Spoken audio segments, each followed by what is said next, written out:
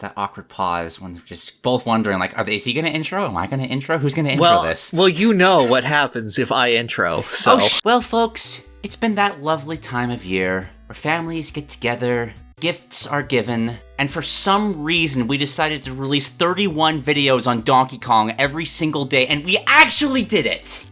I can't believe we did it. They said I wouldn't do it. I did it every day. Yeah, not to throw any shade, but you don't see Donkey doing anything like that. Like, we did it. Yeah. The true DK December. Look at you, It Donkey. happened. You did, what, 7 videos on Donkey Kong? Okay, that's cute. Tell me, did you do an analytic breakdown on the psychology of Cranky Kong? Do you upload something about Crunch and Diddy Kong Racing specifically? And for some reason, that's the best performing one. I have no idea how that happened. It's just, YouTube doesn't know how that happened either. It's long surpassed any human recollection. It's just got a mind of its own. I get that, but at the same time, that Crunch video just surpassed my old K-Rool video in views. Well, that settles it. Crunch is now the official leader of the Gremlings now. K-Rool's been what reserved. He's most popular. He is relevant in 2022. He's got the popular vote. Yeah. Should have made the bet about Crunch. He would have won. Welcome everyone to Design Dorks, the podcast where we release videos and talk about them and talk about other things. I am Pyrrhic Kong, and with me as always is... The Duke of Dorks. Glad to be here. Sorry this one's a little late, but after that insanity, we both kind of just fell into a coma for a few weeks and had to recuperate. Yeah, I rested. I went to MagFest. That was great. I should probably tell people next time that I'm going to MagFest so they can say hi, but, you know. Yeah, it's a bit of a YouTube tradition, but there's always next time. Yeah, you know, I got to detox in a nice environment, and that felt lovely. Excellent. But yeah, welcome to the podcast, everyone. I hope you enjoyed the Donkey Kong December. With all, humility and jokes aside, it was really, really a wonderful project. The most stressed I have been in a very, very long time, but incredibly fulfilling, and I really hope that I'm able to express just a little modicum of why I love Donkey Kong as a series, as a character, as just a universe in general. And just plant little seeds in your brain and go, oh yeah, I'll remember Funny Monkey fondly. I like that weird spider. I hate those other smaller spiders, but in a good way. I don't understand why you're so bad at barrel drop bounce. No, that I don't know what commenters are saying that, but they're full of it. That level is awful. I feel like people mistake difficulty for the level being bad, and it's like, nah, I'm not bad. Oh, yeah, okay, that's fair. It's like people nah, the lightning bolt level. I'm like, no, that's one of the best levels. You're just bad. At the very least, I have a newfound appreciation for just how good Donkey Kong Jr. math is as a video game. Right? Okay, so let's get into that right now. Absolutely. Yeah, that's the biggest thing. We had a tournament for Donkey Kong Jr. Math, and I was watching one of Silvery's streams, and he mentioned offhanded, no, Donkey Kong Jr. Math, no, that's got some stuff. And I went, oh, bet? So I just wanted to do it. I had no preconceptions of what Donkey Kong Jr. Math was or how good it would be as a game. I demoed it for about 30 minutes just to make sure that it functioned and wasn't horrible. And I was like, yeah, I could get some content out of that. And, will you tell me your experience, you being in the tournament? That was the funniest thing I've ever been a part of. Because, you see that, and obviously it's a math game. You don't expect anything from that, but the sheer just act of competing over the same numbers and symbols and trying to deny your opponent from getting things, it's so funny to get that frustrated and worked up over basic math. Oh, totally. And just when you do something wrong or do something and overshoot and you go, oh, well, where the hell do I go from here? Yeah, I think I coined it as the dartboard approach. I'm just you can't really mental math that easily. So you're just okay, 5 times 42, I think this lands in about the right area? That's not actually, that's 210. But you know what I mean. Yeah. This is a ballpark where I will probably win. 6 times 77, where does this go? Let's spin the wheel and find out. I will admit I am a much better commentator than I am a player of Donkey Kong Jr. Math. That was so funny. Just watching you just do the thug finals and get destroyed, and just thinking the entire time, isn't he a math tutor? Yes, absolutely. I'm still so angry about how that last game ended up. I took a solid 3 seconds to math out. It's okay, I'm actually gonna do the multiplication. If I do this, I will easily win. I succeeded, I gloated over it, and then I immediately just started adding a negative number and just going in the exact opposite direction. I saw it, just in the playback, I could see your wheels turning, proverbially, just as I was editing in the music for the highlight reel of it. And then just seeing you continue, and as I'm commentating, you realizing, no wait, you're right! It hurt. It was just straight up Icarus flew too close to the sun. I was so upset. Okay, I'll lab out Reader Rabbit games and come back next year stronger. Oh yeah, 100%. There is no way in hell I don't do something with this game next year. Absolutely, I'd be furious. That guy IGN giving it a 3.5 or whatever the hell. Don't know what he's talking just doesn't about. Have no friends. Exactly. Oh my god. Or he's bad at math.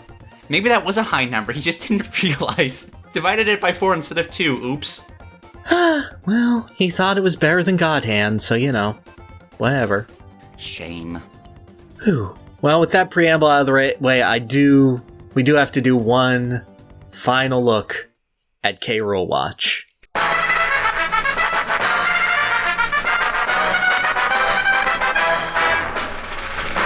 That's right, it's King K. Rool! As a reminder to everyone, this was a wager that I stated that King K. Rool would be relevant in the year 2022.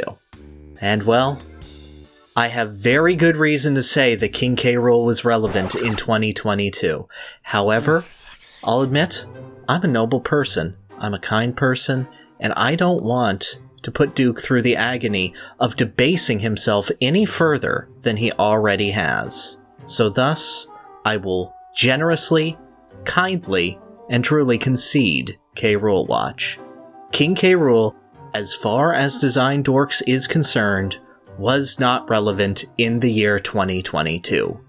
As such, I am preparing my punishment of singing a song from the Donkey Kong Country cartoon. By which I mean I will be singing multiple songs from the Donkey Kong Country cartoon, performed in a medley. I've heard it. I'm so happy to hear. I can't wait. I was curious if you're going to die with dignity, and you almost did, but you just couldn't help. I guess Doshin the Giant is relevant right now because there's merchandise for him too, but whatever. Doshin the Giant is incredibly relevant. What are you talking about? This is the year of Doshin. Doshin sweep all across the nation. But yes, please look forward to that.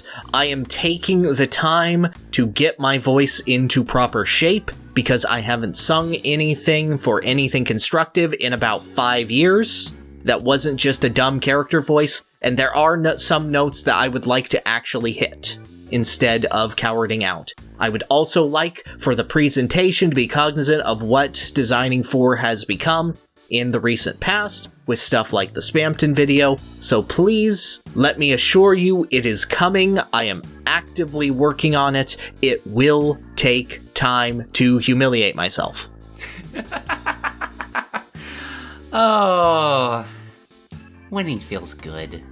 Glad that you could do that after, choke away math. So close. Yeah, that's a low blow, but I'll take it and stay standing because that's fair. That's fair. The question is now though, what do we bet next?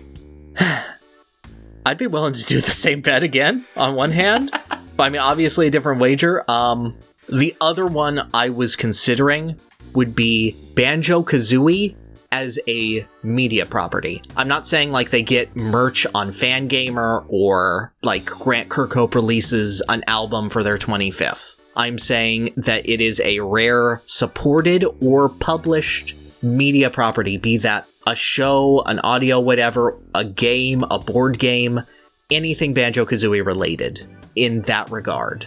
Okay. I think I'd be down. You know what, let's... Because I'm kind of curious, like, what other people think about it, too. Let's, like comments, if you have any ideas for bets, like, throw that out there. Like, take a month to really think about it, and then come back next time with, like, a proper bet for the year. Yeah. How does that sound? Exactly. If you have any ideas of cruelties that could be done for losing said bet as well, please leave those too. Yes, that's even better, please. But also have an idea. Thinking is at a premium. Absolutely. All right. Well, with that, we had one more month in 2022 where we could have played video games. And during that month, I finally, after about 121 hours, beat Xenoblade Chronicles 3. Anyway, I would like to do something different this month. Yeah, because the thing is, with Donkey Kong December being active, we really didn't have time for, like, anything else. Yeah, I watched a bunch of movies, I guess, but, like, that's about it. If you want my opinion on Mickey's Christmas Carol, guess what? It's still good. Oh, yes, it's the best movie. Best thing to watch at Christmas. Love it so much. Oh, my God. Like, if we weren't going to do anything else, I was just going to talk about Scrooge McDuck for, like, 30 minutes. For this, we wanted to do a nice big end-of-the-year wrap-up, and I don't know about you, but I think that us discussing Game of the Year would be futile because we both agree it's Kirby, right? Correct, yes. Like, we're both pretty solid that the ranking is like Kirby, Live Alive, and one of God of War or Elden Ring. Yeah, I if I had finished God of War, it might be in contest with Kirby. Like, it's a really good story, but, like, yeah, those are the top three, I think. Well, Sunbreak came out as well. But like, it wouldn't be that long of a conversation either way. We would basically be spinning our wheels until we got to the point where we would eventually both agree, no, Kirby means more to us, though. Yeah, exactly. And I would not let Live Alive get lower than 2. Yeah, so it'd be 2 hours of debating that, and then Kirby. Which, like, that doesn't sound like a lot of fun. So instead, we kind of thought, like, what if we just talked about an aspect of games? So we had an idea for a top 15 video game characters of 2023. 2. Right. It's 20. God damn it. That's how time works, buddy. That is how time works. I'm sorry. We have both collectively nominated 15 video game characters from this year that either debuted in games this year, had their storylines continued in games this year, or were otherwise made relevant in this year. They've done something new to their character, whether that be their character simply existing for the first time, or just adding more to the conversation that would make you reflect on this character and their performance in this year and think of it fondly. We're not looking necessarily for debuts, but we're looking for just getting that first chance of really allowing a character to solidify in someone's heart as one of their favorites. Yeah. Or climb up their list of favorites in the case of some of them. And I would like to do this in the giant bomb style of each one of us selects one character to eliminate from the list back and forth. Alright, yeah, I'm down for this. Because that way, it gets nice and vicious by the end. Absolutely. And just for, like, the formatting of this episode, we're going to be doing this instead of talking about games or the bonus stage. Just to mix things up and keep things moving. Yeah, and we might toss this in as just, like, to make Design Dorks happen, because Gaiden has kind of taken over the idea and format of it, so... Exactly. That way we can get regular episodes every now and then. Yeah, it's perfect. It's been cozy. It'll work. Here are the 15 characters. Ashera, from Xenoblade Chronicles 3. Atreus, God of War Ragnarok. Cube, Live Alive. Eunie, Xenoblade Chronicles 3. King Dedede, Kirby and the Forgotten Land. Knuckles the Echidna, Sonic Frontiers. Kratos, God of War Ragnarok. Malzeno, Monster Hunter Rise Sunbreak. Miss Chalice, Cuphead, The Delicious Last Course. Narrator, The Stanley Parable. Odin, God of War Ragnarok. Oersted, Live Alive. Ranni the Witch, Elden Ring. Sillydillo, Kirby and the Forgotten Land. and the Iron Giant Multiversus. Damn good batch. Yeah, it was a good year. A lot of good stories. Yeah. Good stories, good characters. So you want to take the first stab, or you want me to? Yeah, I can take the first stab, because this is like a greatest list, but this is from our perspective, right? Yes. And neither of us have actually played Elden Ring to a point that we actually even know what Ranni's character is. I know to an extent, and I wanted to put her on here because, God, I love that character design. It's such good character design, absolutely, but like, I feel like had I actually played the game properly, I would have been able to bring significantly better characters from Elden Ring. I just feel like Ranni gets like singled out because she's adorable, which, to be fair, she absolutely is. I know that she does play large parts in endings. Like, I've heard I know little the inklings of those. Yeah. Her. Yeah, and I'm willing to, like, put that up and go, okay, no, that's good. I'm willing to go for that, but... Well, I think the ending also kind of revolves around the player choosing to simp for her, which I also feel like has been a major contributor to her popularity. I mean, understandable. Have you seen the Palutena fan base? Yeah, I get it. Like, that ain't a bad thing. I do agree that it's worth highlighting her here, but I feel like neither of us are willing to actually go up to bat to keep her here. So I feel like, in terms of this list, that's an easy one to just scratch off. I can agree with that. All right. Thank you for playing Ranni the Witch. You're the worst character of 2022. All right, your turn. Man, I'm never going to play Elden Ring, am I? I might, Backlog is too big. It's one of those games where I feel like if I actually get invested into this, it's going to take the next 3 months to actually feel satisfied with it. And that commitment's scary. Yeah, I get that. So tell me about Malzeno. Yeah, you know what? To be fair, that was another just like, I want to highlight this because Sunbreak had such good monster designs. In a way, they're really the characters of those games. Like, they have NPCs, but like, you're not going to hear me gush about Fiorain's character at all. Right. But the amount of personality they show in the monsters' abilities and the lore behind them. Like, I think I talked in Sunbreak about like the actual lore of Malzeno, because it's Dracula, right? It's just Dracula. It's the Dracula dragon that took a symbiotic bond with the creatures that are bonded to the devil. So it's very literally like, in Monster Hunter lore, Dracula made a deal with the Monster Hunter devil to get its power, and it's so deliciously intertwined in a way that just harkens to that, like, Western Europe mythology. Mm-hmm. And I would not have felt good without highlighting that in some way. But it is also just a dragon, and I'm totally fine with cutting it. That is absolutely fine. I have to say, as someone who is just an outside looking in insofar as Monster Hunter goes, who played the world demo and's like, yeah, that was fine. I'm not encouraged to buy the game, but I see why people like it. This is the most invested in a Monster Hunter design I've ever been. I can't wait to see, like, how they keep pushing this direction they've been going on more. Like, if they keep digging into more and more mythologies, I will lose my mind if I get, like, a proper, like, Mesoamerican Quetzalcoatl or something like that. That's not how you say that. Oh, that sounds nice. That. But, like, right? It's so cool. Absolutely. All right. Number 14. Malzeno. A better character than Ranni the Witch. Yep, 100%. Scientifically proven. All right, kill someone. Okay. You know what, I'll throw you a softball with this one. Just because I adore the story of God of War Ragnarok. I think it's the best written story of the year easily, and it might be one of the best written video game stories I've ever experienced. But it does feel weird to have 3 characters on the list.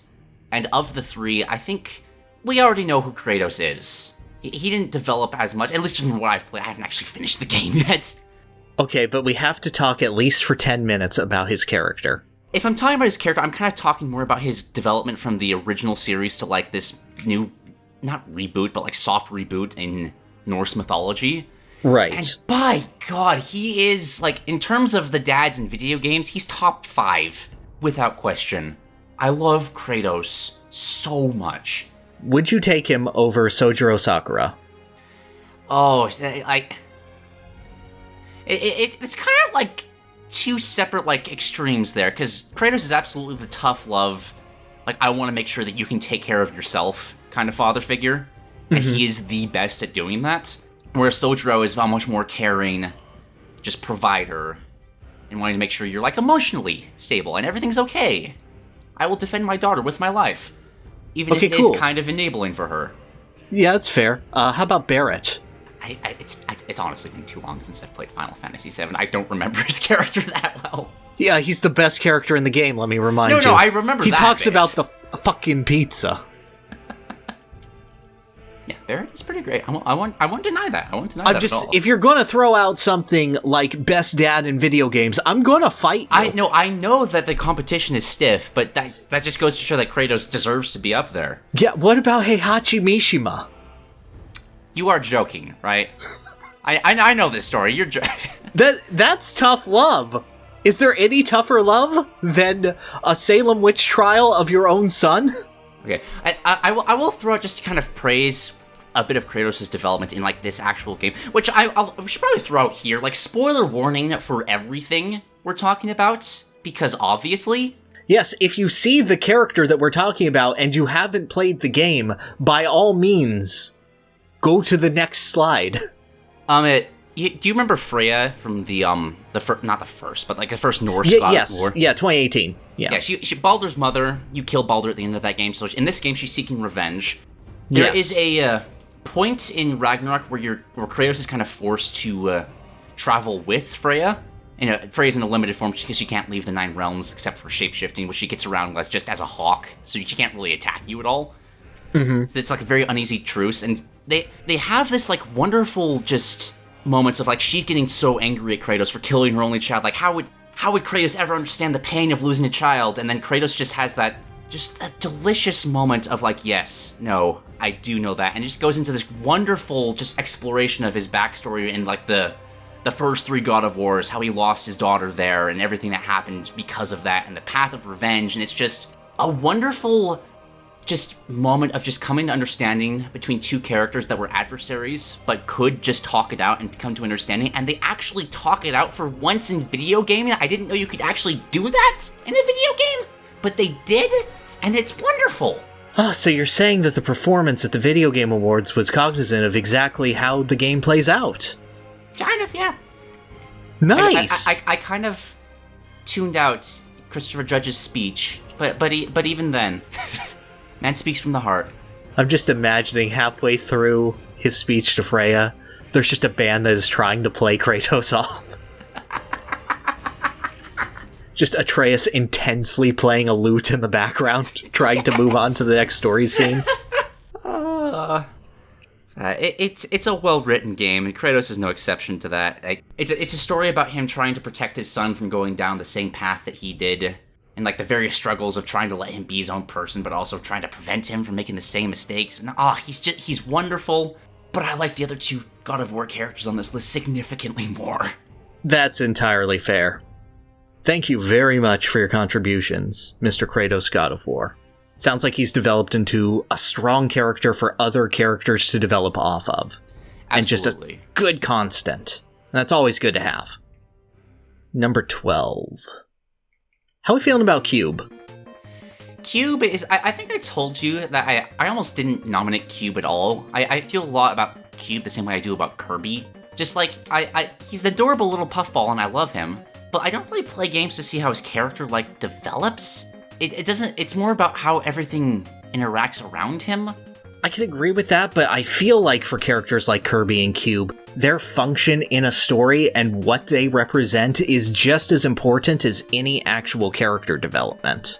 I'm not going to say Wario because I'm expecting great lore to happen, or for him to have a Christmas carol about his ill-gotten gains, and change as a person and find redemption within himself or whatever. I'm there to see Wario do the Wario thing and, like, see how the world interacts with him. And Cube, I feel, is a sort of extension of that. He is there as just the idea and the identity of creative life, of unbiased life, and to serve as a contrast to the rest of the characters in the far future chapter of Live Alive. And I think he does that fantastically. Absolutely. Like, the moment when he finally gets the... I can't remember his name, but the military dude to warm up to him and actually gave him a cup of coffee. Oh, his name is Darth. How can you forget his name is Corporal Darth? I don't know how I forgot that, but that's wonderful. But yeah, that's one of the sweetest moments in the entire game. Yeah. And just small moments like getting really, really good at video games to save people's lives. And stuff like, do you remember the original name I tried to give you? Like an idiot. Like, your small actions of kindness and consideration are proof of the story's message. And it's so cool. Oh, gosh. Okay, now I'm not willing to cut Cube yet. Okay, give me another. I don't actually even know. What was so special about Knuckles this year? He got a character for the first time since Sonic 3. Okay, but like how? Can you even tell me what Knuckles' character is post-Sonic Adventure? What does he do? He punches things. He's the muscle of the three-friend group. Does he do it well at all? I remember breaking some big boulders in Sonic Heroes. Okay, post-Heroes, name one thing he does other than say, this is why it's called War Vector or whatever the hell. Man, I can barely even remember an appearance post-Heroes, let alone what he did. Okay, cool. Sonic Frontiers is a fascinating game because it allows for all of the Sonic continuity to converge in one specific point. Is it great at times? No, sometimes it feels like they're making references for the sake of references, and by sometimes I mean often. Do I agree with all of the directions the characters go in? No, this is probably the most divided I've been on Eggman in a very, very long time. And, I like some of the ideas, but I'm not a fan of some of the implementation. However, this is a game that gives Sonic character moments with Amy, with Tails, and with Knuckles. And all of those characters have desperately needed some rehab. Amy finally gets to evolve out of her gotcha my darling Sonic mentality that she has had since she got stuck with it in Heroes and has not been able to evolve because the seeds that were planted for her to move past that in Sonic 2006 were erased from time because Sonic 2006. Tails had the moment where he cowers from Chaos Zero in Forces, and just odd little bits of trying to... Is he in Sonic's shadow? Should he move on? Is he satisfied as Sonic's friend? This manages to tie up all of those and give him a solid new character path. Sonic actually says, wow, you grew up faster than I thought you would, and I felt things about Tails. Alright. Knuckles, though. Knuckles gets to be a character for the first time in forever. He gets to have friendly banter with Sonic. He gets to look at this little race of people called the Cocos, and they're memories of a forgotten race that are still trying to perform a function, and he gets jammed up with the military contingent of them. So just seeing these little Goomba-like robots trying to do basic military functions, and Knuckles trying to egg them on and do things with honor and pride, and he gets to play off of Sonic for once. He gets to egg on Sonic and go, yeah, that was good. I think I could have done better. You know, if I wasn't a ghost trap in an ethereal plane, I would have just punched it and it would have worked. And then they get to laugh at each other. Knuckles gets to chuckle. That's nice. Character growth. You get flashbacks to Sonic 3. Knuckles gets to reflect on his position as the guardian of the Master Emerald, what it means to find others. He gets to go, at the end of the game, he's resolved to go out in the world and find himself as a person and not just be shackled to his past, something that he has been struggling with for 24 years. They took his development from the Sonic 2 movie, which, need I remind you, also came out this year. Oh, right. And normally I wouldn't quantify that. I don't want to judge a character entirely because of an outside influence on video games, but it is clear that that movie had an influence on Knuckles, so I am taking the Idris Elba incarnation and seeing what it is doing and seeing how it is influencing the series right here, and it's adding so much to Knuckles. He's here because I cared a little about Amy, I care a little about Tails, I don't give a shit about Knuckles outside of his design and gameplay, and they made me care about him as a character. I guess my question then would be, like, yes, it sounds like the gap between what he was and what he is now is obviously tremendous, but does that reach up to a point that's actually, like, a top-tier character? Or is it just a release of pressure being like, oh wow, this actually is something now? Well, see, that's what I like about this, because now I get to build off of my like of Knuckles from a gameplay perspective, and I get to add on this character. He gets to be completed as a character. And am I going to argue that he's the best character of the year? Nah. But I would like to see him a little higher. Because that's some work. Okay, you convinced me. Fair. Alright, but in that case, who? So the Iron Giant. Oh, no. No, you didn't step there. Okay, so Miss Chalice. Oh, okay, now we're talking, because I love Miss Chalice. She's adorable. This is kind of another case where a lot of that's outside influence from the Cuphead show itself. Oh yes, if we were purely rating Cuphead show Miss Chalice, I would boost her much higher. But it's the fact that it's primarily her game incarnation. And I don't think that Miss Chalice from the show has nearly the influence on the games as Knuckles does from Sonic 2 to Frontiers. I might even argue that's not really there at all. I think these were kind of made a little inconsequential. Like she has, like, character, but there's none of the spunk of the Cuphead show version of her. I agree, but I wanted an excuse to talk about the Cuphead show version of Miss Chalice. Like there's a reason that the devil from the Cuphead show is not on this list. Because he wasn't in a game in 2022. I mean, well, kind of. That's like bonus boss thingy. And not really him as well, but whatever. But if he was in a game in 2022, yeah, he'd be on here, and I'd be like, yeah, but the devil, though. No, I'd be right there with you.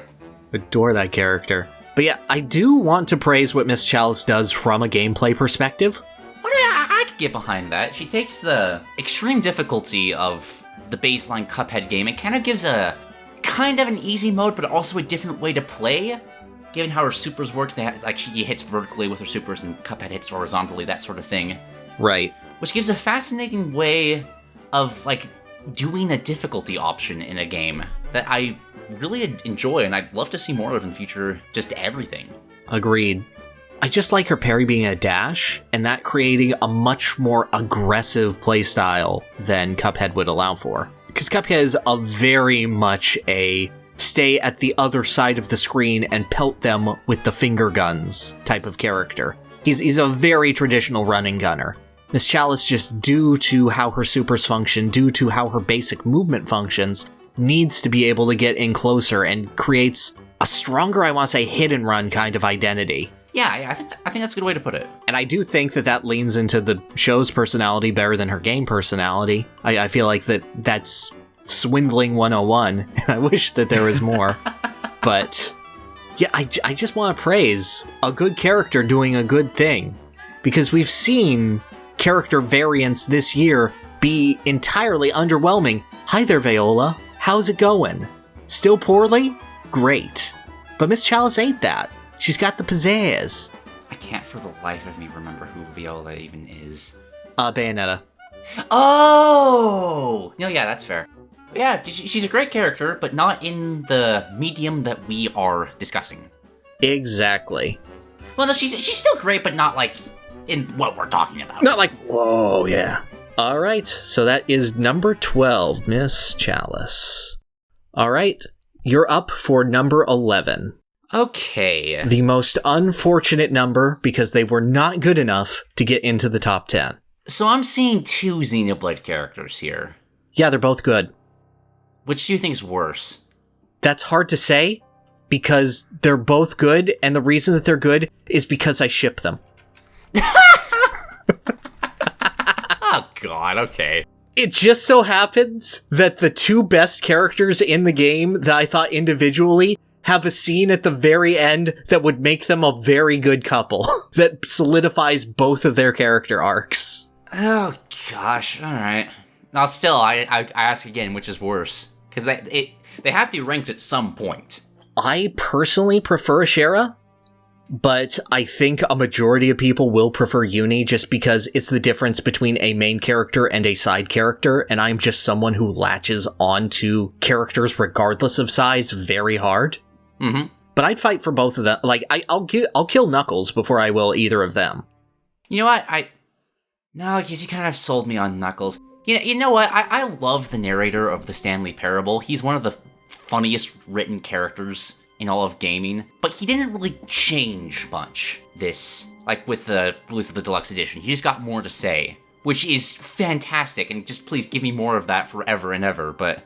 That is fine by me. I didn't end up playing deluxe edition this year, so that's entirely based on your perspective. Yeah, I will say... He has funny moments, absolutely. Like, He'll start, like, pulling out, like, Steam reviews and complaining about how people are complaining about the features of his game and trying to make the game better. Like, here, I've added this new button! Look how much more interactivity the game has now. These reviews will surely go away now. And it's hilarious, but he's doing the same thing he's always done. So it's just a continuation of a bit rather than a subversion of it? Yes, I would say so. Because, like, the original Stanley Parable, like, it covered so much ground. Like, I think there's like 40 different endings before this happened. So, like... Yeah, something like that. It's really just more. Like, seeing what people just love this character and just adding more interactions for him.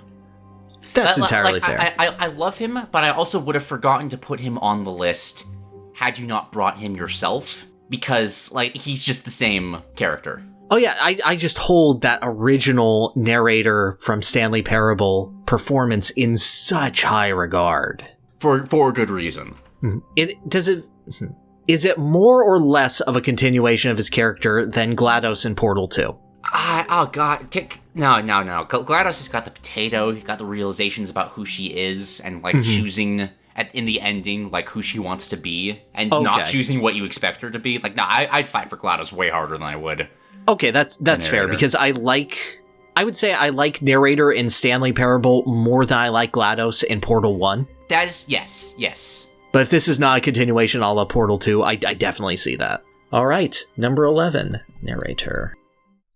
Alright, and just to remind everyone of our characters remaining, for our top 10 characters of the year, Ashera, Atreus, Cube, Eunie, King Dedede, Odin, Oersted, the Iron Giant, and our number 10 spot, Sillydillo.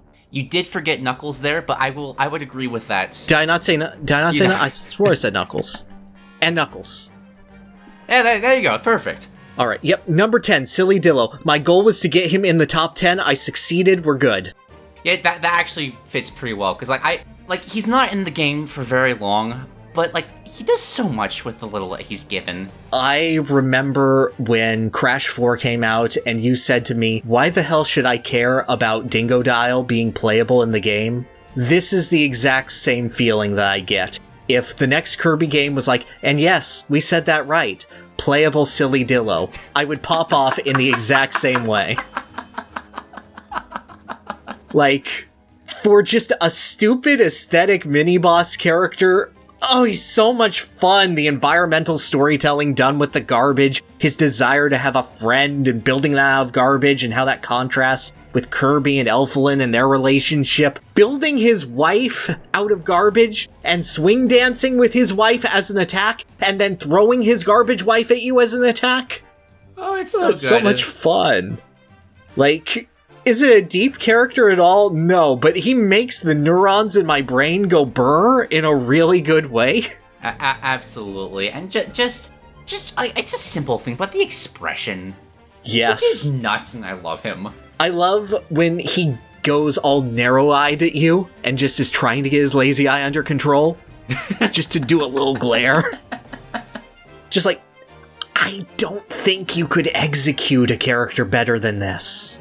With this concept. Like, can he go much higher? No, this is his ceiling. But God, he hit that ceiling. I mean, they could do something with, like, making him do the collectibles in the next game or something. Oh, absolutely. There's more that you can do with this character, but just in the context of this one release. Oh, okay, yeah. No, I agree. Yeah. But yeah, I have no complaints. He's wonderful. He's easily a top 10 character of the year. Perfect. That's all I wanted to hear. Okay, kill someone. Okay, honestly, I'm down to kill Knuckles now. Yeah, that's fair. I've said basically what I wanted to on Knuckles, but, like, damn, that's not a character I expected to care about ever again. Yeah, that's fair. Like, he convinced me that he deserves a few higher places, but it's still I don't think I'd ever put a Sonic character much higher, except for Eggman, but, like, peak Eggman, not Frontiers Eggman. See, that's the thing. I think some people really love Frontiers Eggman. It's a really unique interpretation of the character. Yeah, I love the ideas that Frontiers has, but, like, it's rushed, what they're trying to do with it. And doesn't pay off properly. Mike Pollock sells the hell out of those scenes when he voice acts them. Frontiers is so good occasionally. Like, if they build off what they're doing with Eggman in the future, that'd be nice, but for now, it's like, you're supposed to feel about this moment because we're introducing it in this moment. And that's just like, you gotta have some build-up for that sort of stuff. You can't just say, oh, I consider you like a daughter now. Like, no, you gotta, like, come on. That's not storytelling. See, he has 2 lines that relate to that. I don't like the first one, I love the second one. Because the first one is just a dramatization of what he's feeling, and I think is too much. A second one is as a response to loss, and I think that works for him. Just kind of introduce it as, like, I didn't know I had this until it was gone, kind of deal. Exactly. Yeah. Grass is greener sort of thing. Yeah, I can see that working for Eggman. But, yeah. Maybe they'll build off of it. I'd be interested to see it. Mm-hmm. All right. So how are we feeling about the Iron Giant? Okay, it's top 10 now. Mm-hmm. I mean, I feel similarly to the Iron Giant that, like, you did for K-Rool when you made that, design for video about how his appearance in Smash just kind of evolves his design. I love how they took the story of the Iron Giant, which is, like, he's learning that he doesn't have to be a weapon, right? That's the whole point of the movie. Mm-hmm. And in a game where he actually meets his idol Superman, kind of use that as a stepping stone to be like, no, like, you have these powers, you can use them for good, and you can do so by learning from your idol himself. And it's simple, but I love that continuation with all of my heart. Just the fact that you're taking a character who is scared of himself and not really trusting himself and be like, no, you can do this. You can turn into the monster form and, like, you know, you're just protecting your friends. It's cute, it's adorable. But I will admit, it is just through pure gameplay. There's no, like, actual story there where, like, Iron Giant learns this from Superman. Like, a solid half of this is just me inferring from the setting rather than actually being the point of the design in of itself. Right. So I would concede with that placement with that in mind. Like, it presents a wonderful idea of how, like, you can just evolve a character by putting them in a fighting game. Right. But it's, like, half of that is, like, the game's own doing, and half of that is just my overactive imagination. No, I get you. As a defender of K-Rool, I have to say, well, you didn't have to go through an absence of irrelevancy and have to do a poll on the Smash ballot in order to get your character back. No, people are just naturally nostalgic for yours. I mean, they've been kind of... It's obviously not to the same degree, but they've been using Iron Giant as... Like, Ready Player One, it's just like, oh, there's the thing, you remember the thing, you like the thing, right? But they actually here did something with him, rather than just having him exist. No, I agree with you, I just need to be petty for the sake of my character. No worries, I respect that immensely. I'm okay putting him above Cube if you want. I will happily take that, yeah, 7. I will cut Cube, and then you will cut Iron Giant at 7? Yes. Okay. 100% down for that. Lovely. So then that is our 8 and our 7. Okay, so in that case, whose turn would it be now? That is my turn now. Okay. So let me get this straight. There are 2 God of War characters on here. I think that's a little much for the top 5, don't you? I would agree come on, we need some diversity. If it wasn't for the fact that there's 2 Xenoblade characters here, and there is no way in hell I'm bowing to that argument of Xenoblade over God of War. I don't see the problem, dude. Neither of your guys are cute girls. I'm just saying. Yeah, they actually have a personality. They have to because they're not cute girls. Okay, then we can cut Dedede. Dude, let's be honest. He's probably going to be the number 1 here, and we're both in agreement of that. Let's not beat around the bush. Come on. No, that's okay, cool. We can kite deity here. There's no other option that satisfies both of us. I'm willing to go to bat for both. I want both of them in the top 5, is what I am aiming for when I put both of them here. Alright, that's fine. I'll argue for Eunie, you argue for whichever one you think is lesser. It's lesser, I'd be oh god. Oh, I love them both for such different reasons.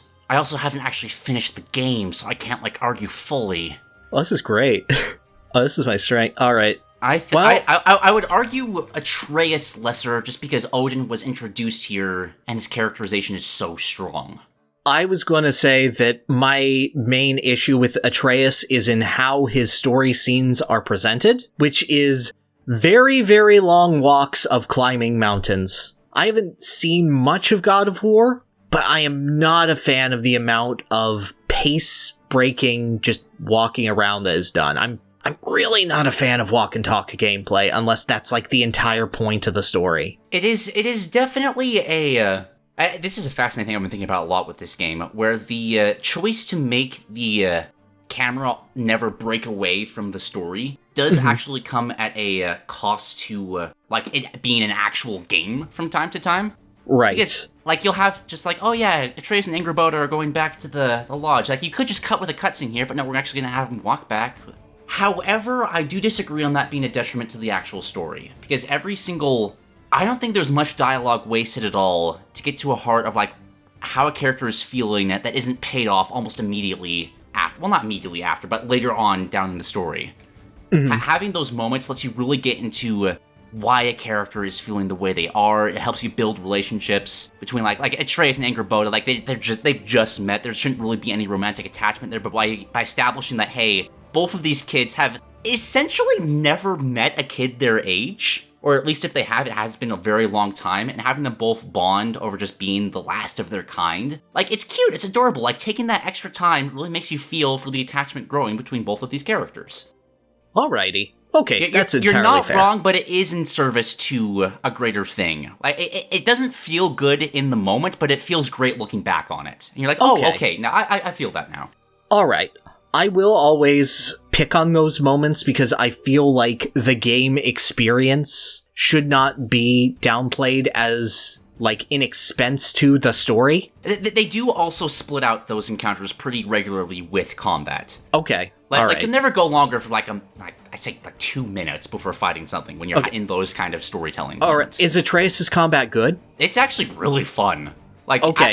I'm shocked that they didn't put any of that in the pre-release material. It's hey, there's multiple characters in this game that you can play as. Surprise! But the moment the camera just pans behind him and you start playing as him, oh, that was so good. Okay, how many points do you dock him for giving you a puzzle solution too early? I'm smart. He never gave me a puzzle solution too early. Okay, awesome. Perfect. That's the only other complaint I've heard about the character. Just that and, Mimir going, "You're on fire, brother!" It'll pass. No, that's hilarious.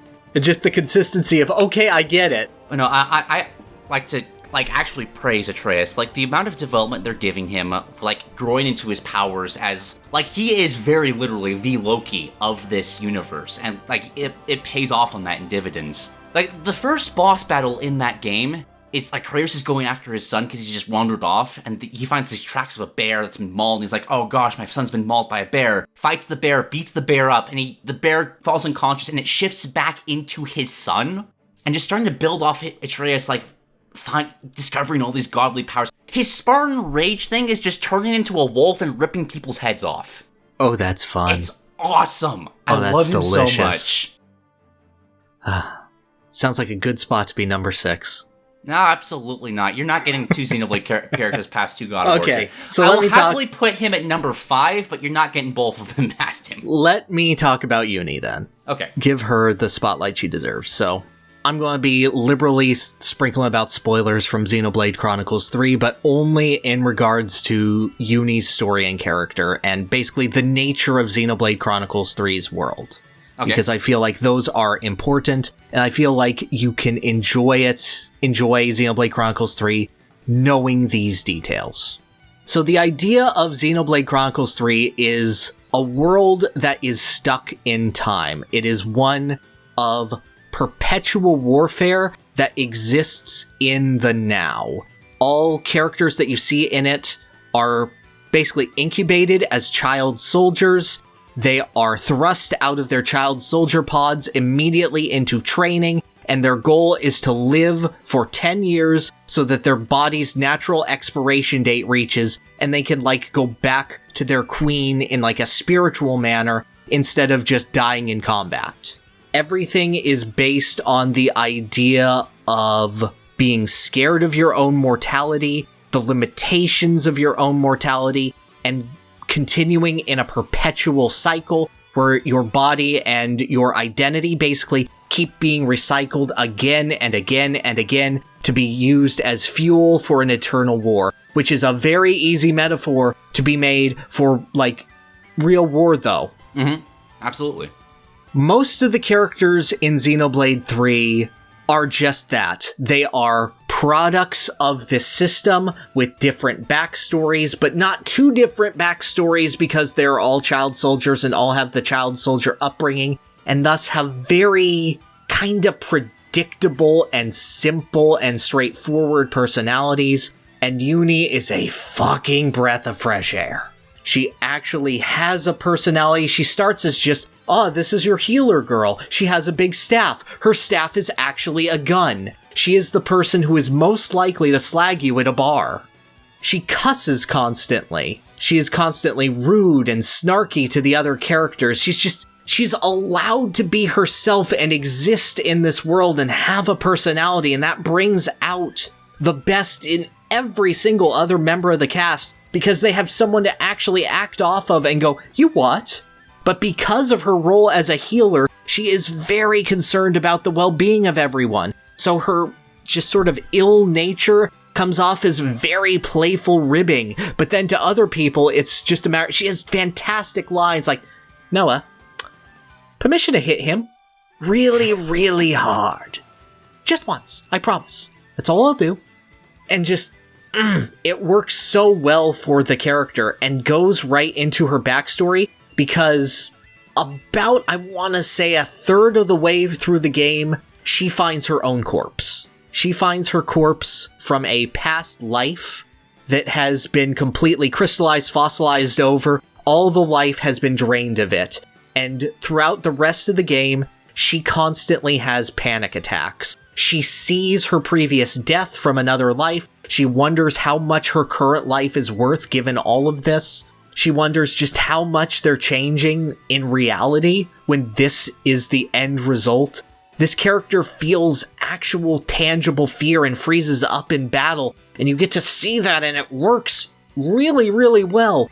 But then you get to see that balance, moments where she realizes how reproduction is supposed to work from a group of people who can actually have babies. And she has the famous line, what about babies? You got any babies? And the way that it ends up working with certain characters, because every character in Xenoblade 3 plays off of one of the random heroes you'll meet. You mentioned Gacha Blades in Xenoblade 2. Mm-hmm. Imagine that, but instead of just, you got them and they're there, every character in your party, one of them will be assigned that hero and will be able to interact with them. And Eunie has some absolutely great ones. She's just tailing an old man and just does not understand the idea of him being old, about refusing to open up. She's just such an exuberant character who puts herself in the forefront of everything and is like, you what? Can't you just talk? Will you just fucking talk? Talk out your problems, and we can understand. Stop shooting him, and tell me what the goddamn problem is. And just... Can you imagine how refreshing that is to hear in an anime game? Oh, no, yeah, absolutely. Right? I'm with you. I'm picturing it. But at the same time, I'm all the time listening to this, I'm just wondering, okay, but, what is her most annoying voice line that she just won't stop repeating over and over again? That is... You hear that, Noah? Lands wants something a bit meatier. I've heard. I figured. That's the one. With that said, it does not annoy me half as much as, haha, I'm the girl with the gall. Like, of all of the lines, I like Eunie enough as a character that her constantly repeated voice lines do not annoy me nearly as much as the rest of the cast. To the point where if Eunie says a line, I'll go, yeah, Eunie, thank you. As opposed to, wow, Noah, you put a lot of emotion in that line. Taihan, can you shut the fuck up for 1 second? That sure is your character, Lance.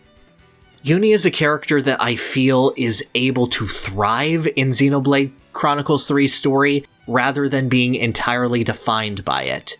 She has the same arc as the other characters, but she is allowed to have her personality fully develop and come onto its own.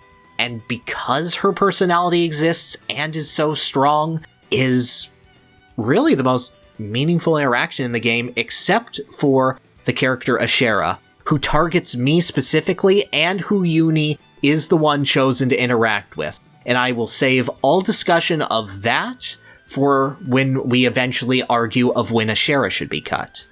I do just want to leave it as I have mixed feelings about most of Xenoblade Chronicles 3's cast. I have only positive feelings about Eunie.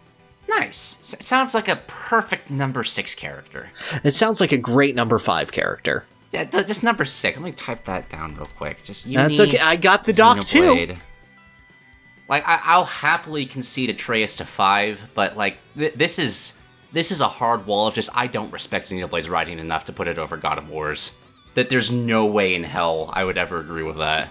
I can agree with story beats. This is why I didn't choose the main characters of Xenoblade Chronicles 3.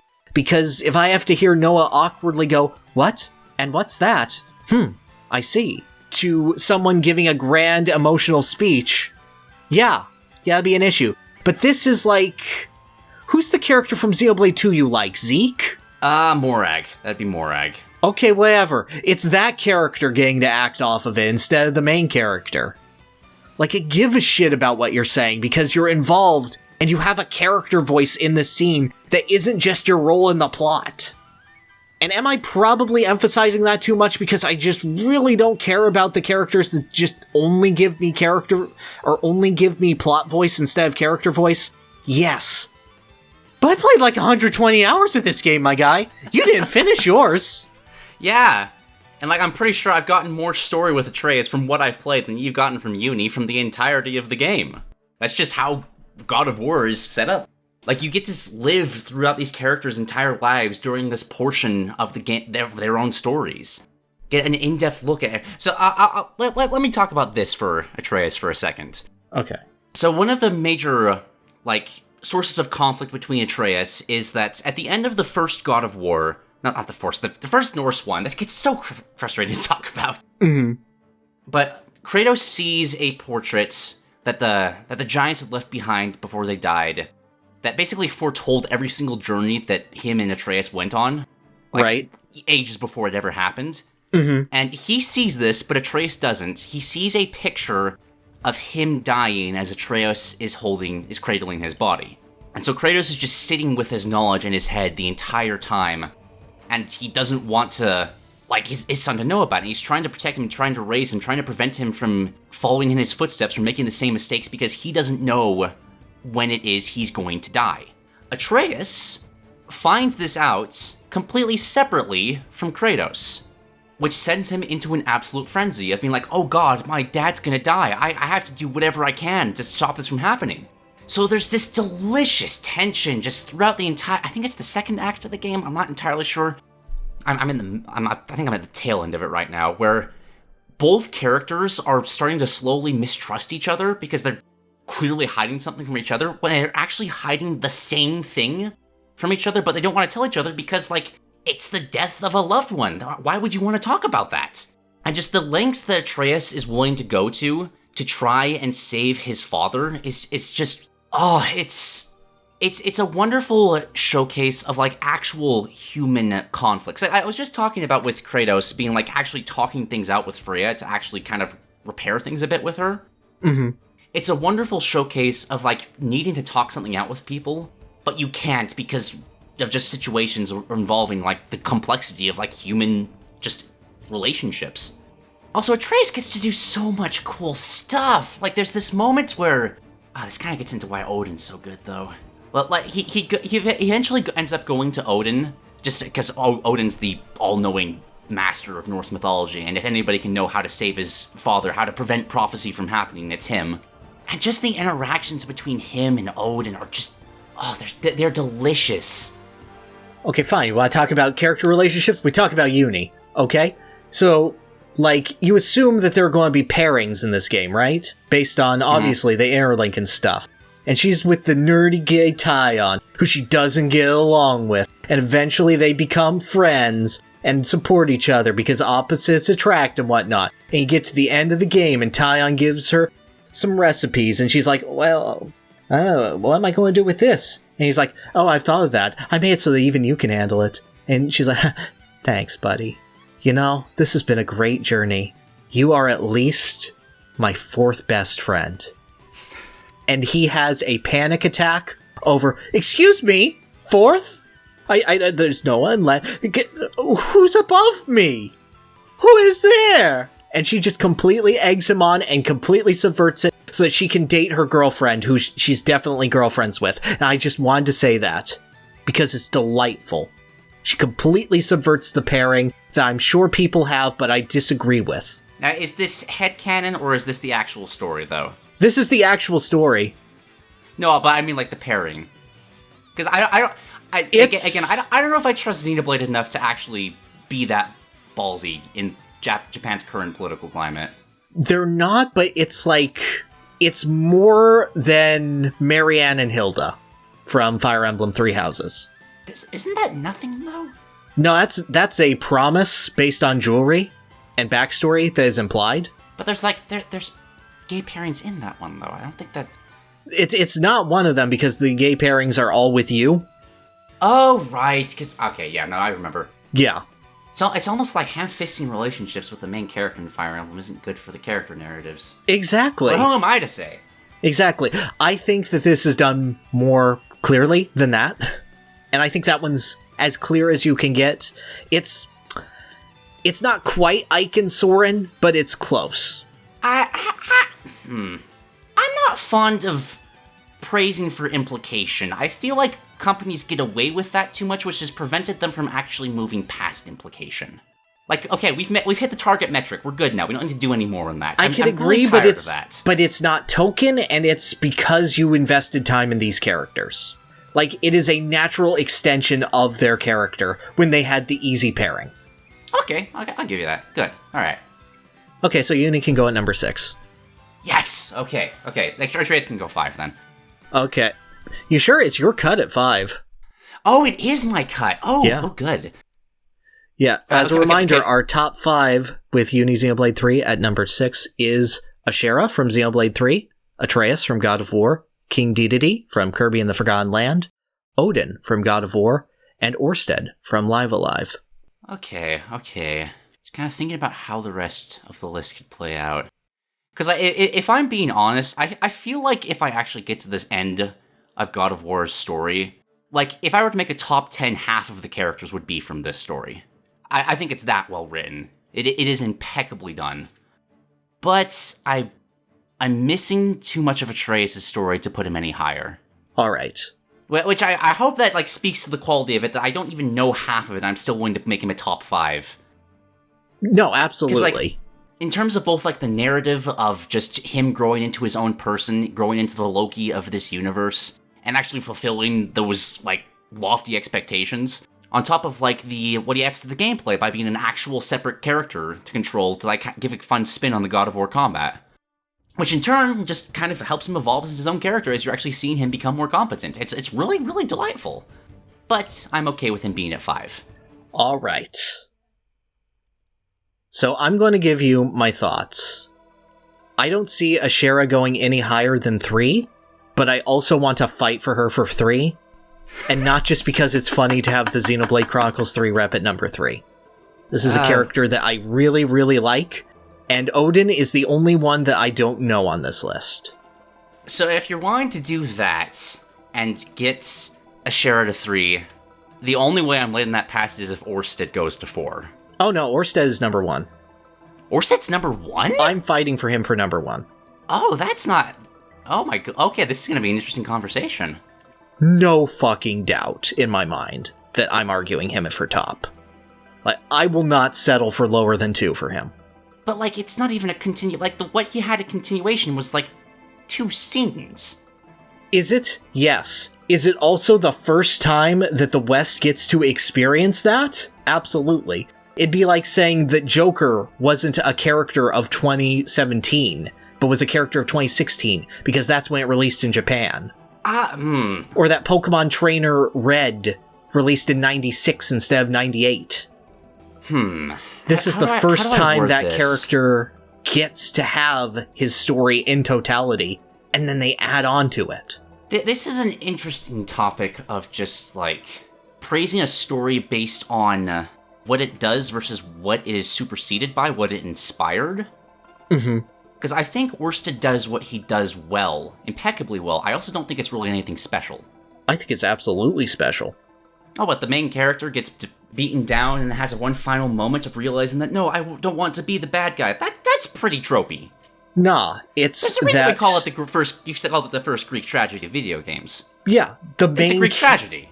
Exactly, but it's set up because the main character is the mute Dragon Quest hero who allows his actions to speak above his words, and it's only when he finds self-loathing and reflection in himself does he find the ability to speak. It's only when he transforms and can no longer let his actions speak for himself, when he is filled with such doubt and corruption and no longer believes in the principles that make him a hero, that he transforms entirely and loses his role as a hero. That's brilliant. That's working off of the base expectation of Dragon Quest and perverting it to such a degree that makes for a beautiful character from not just a characterization perspective, but an entirely meta-contextual perspective.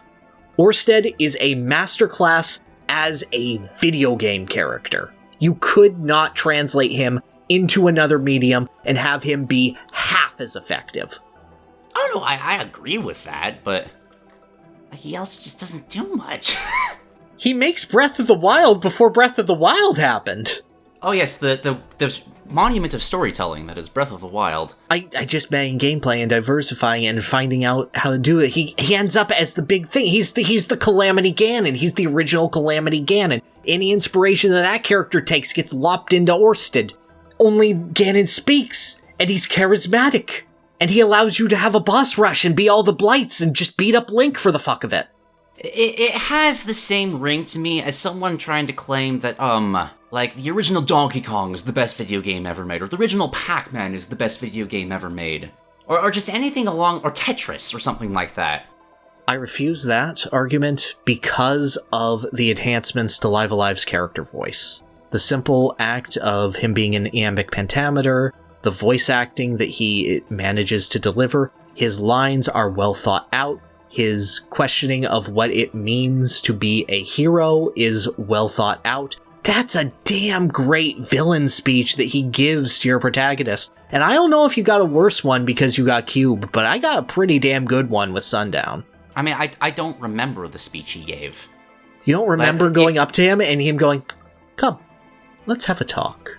Tell me, how much do your actions really matter?" He didn't have that much of an impact. I'm kind of just reeling here because I recognize the effect he had, and I agree that he does what he does extremely well.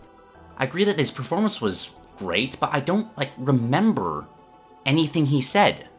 It's a full wallowing of his own pity. The idea he does. The idea that his experience is the universal hero experience, and in time you'll all end up just like me. And your character's basically having to go, that's not entirely wrong, but I mean, all we can do is fight anyway, because look at what else there is. And him being unable to accept the idea of a world where he can be anything less than the hero, where it can be anything more than the everyone betray me, I fed up with this world.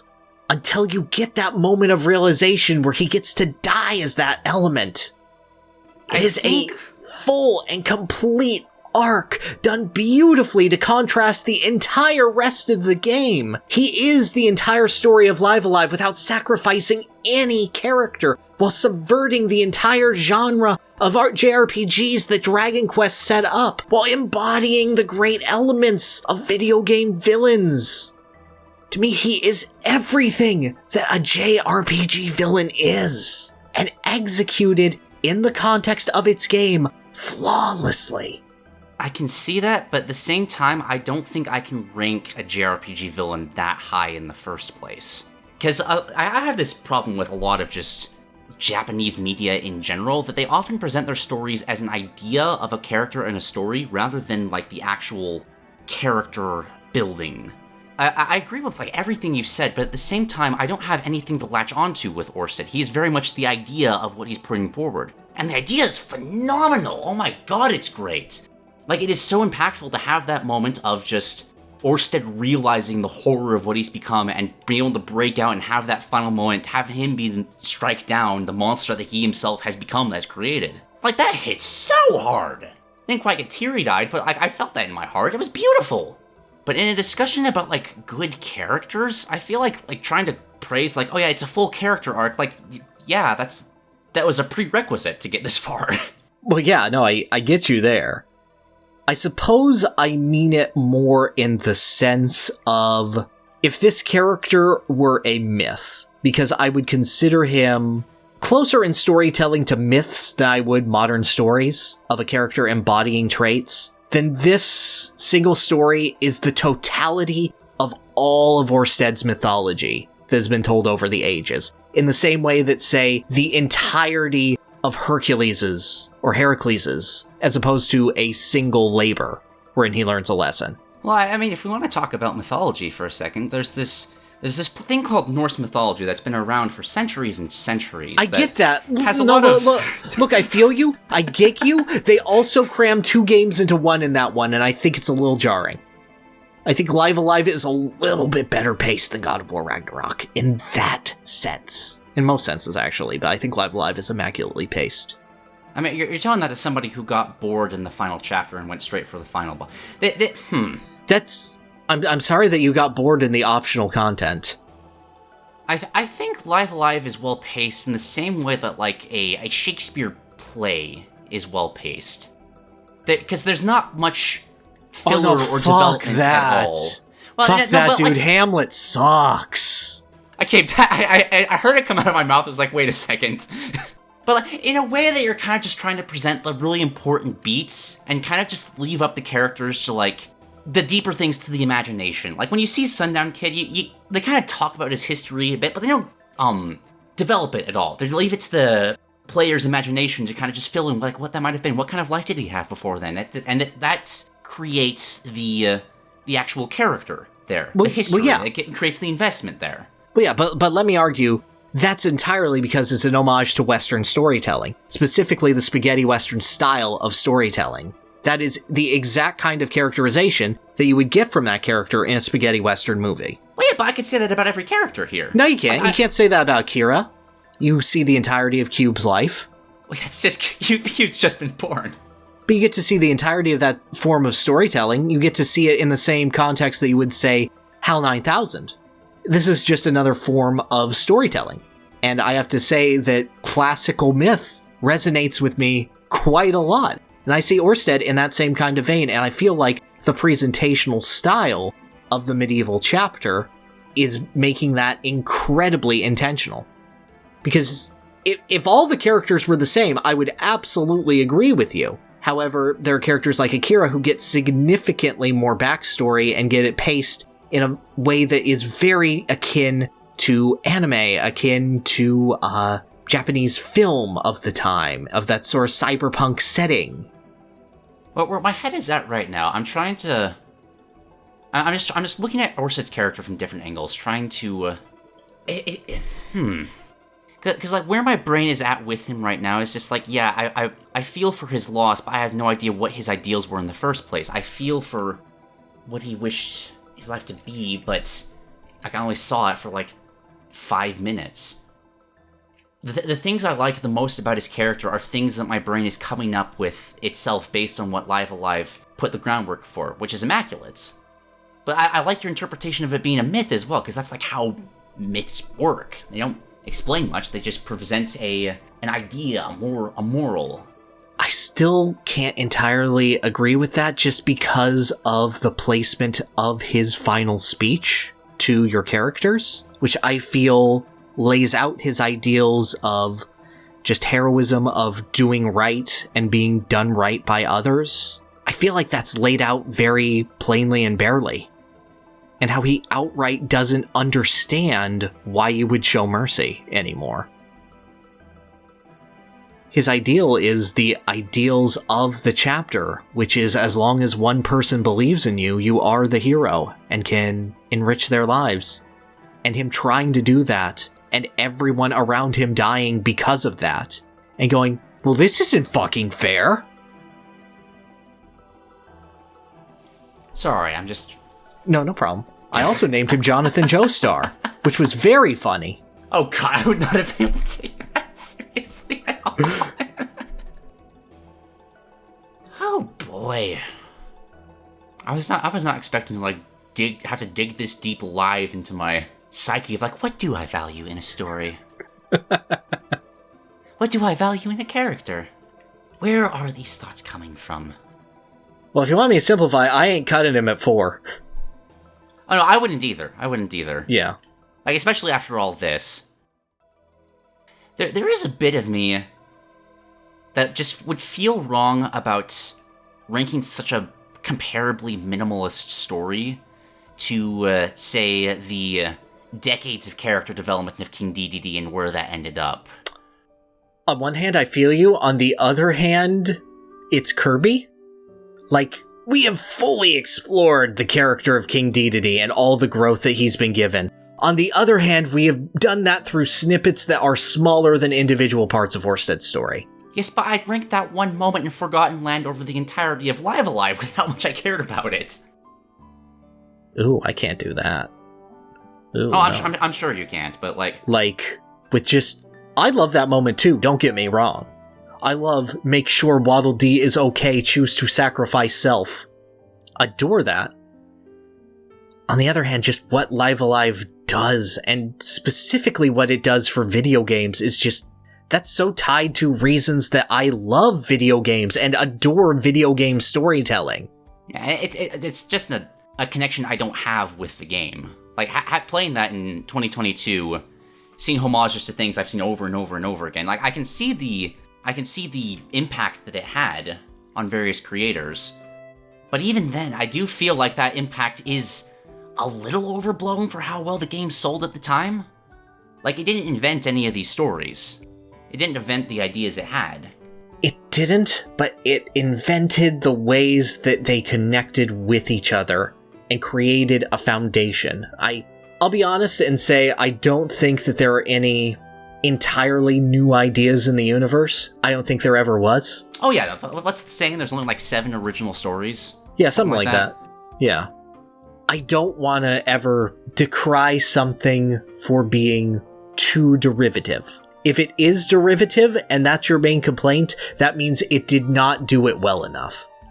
No, I agree, but I also don't think it is fair to praise a game for being an inspiration for others in the same way, almost. The derivatization can't be multi-layered. If this isn't derivative of this, but these things are derivative of that, and that gives this thing value. That doesn't go both ways. No, I'm not saying, because I like Bravely Default, just pulling out a random example, that makes Live Alive a better game. I don't believe that. What I'm saying is that I appreciate the strength of Live Alive, and I appreciate that simple, untainted story that it is telling. It's like if they made an offshoot brand of soda that is more specific to my tastes, but I still appreciate the original taste of that original soda. Here's a different way I can approach this. Can I say some things that would get Oersted to that point for me? Because I have a few in mind. Yeah, go for it. Because one of the big ones popping out in my mind is that I wish they had developed, like, Oersted and Strabo having a friendship, like, in any meaningful way.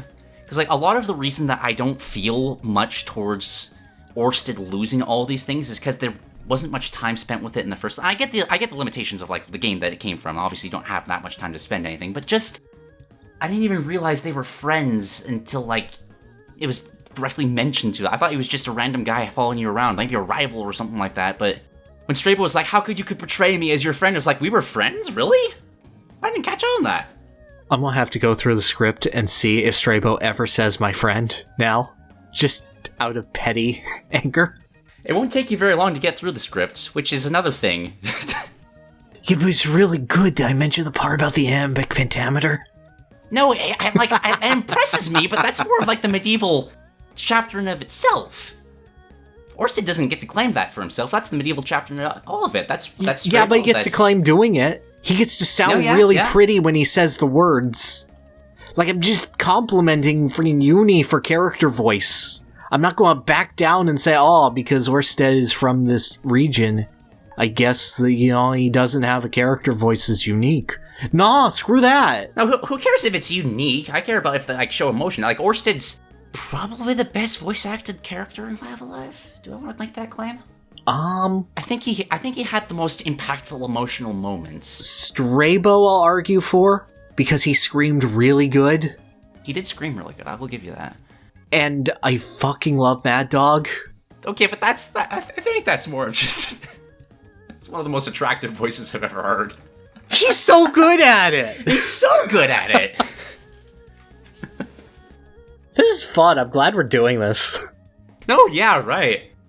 Like, I don't know how this is going to end up, and I don't know where things are going to break. This is genuinely exciting to me. This is good content! Exactly. Well, it's my cut, and I'm not cutting Oersted. Okay, so I basically... Oh god, I have to convince you to cut Ashera or King Dedede, because I... Okay, I'll talk a bit about Odin, then. Let me sell my piece on Odin. Alright.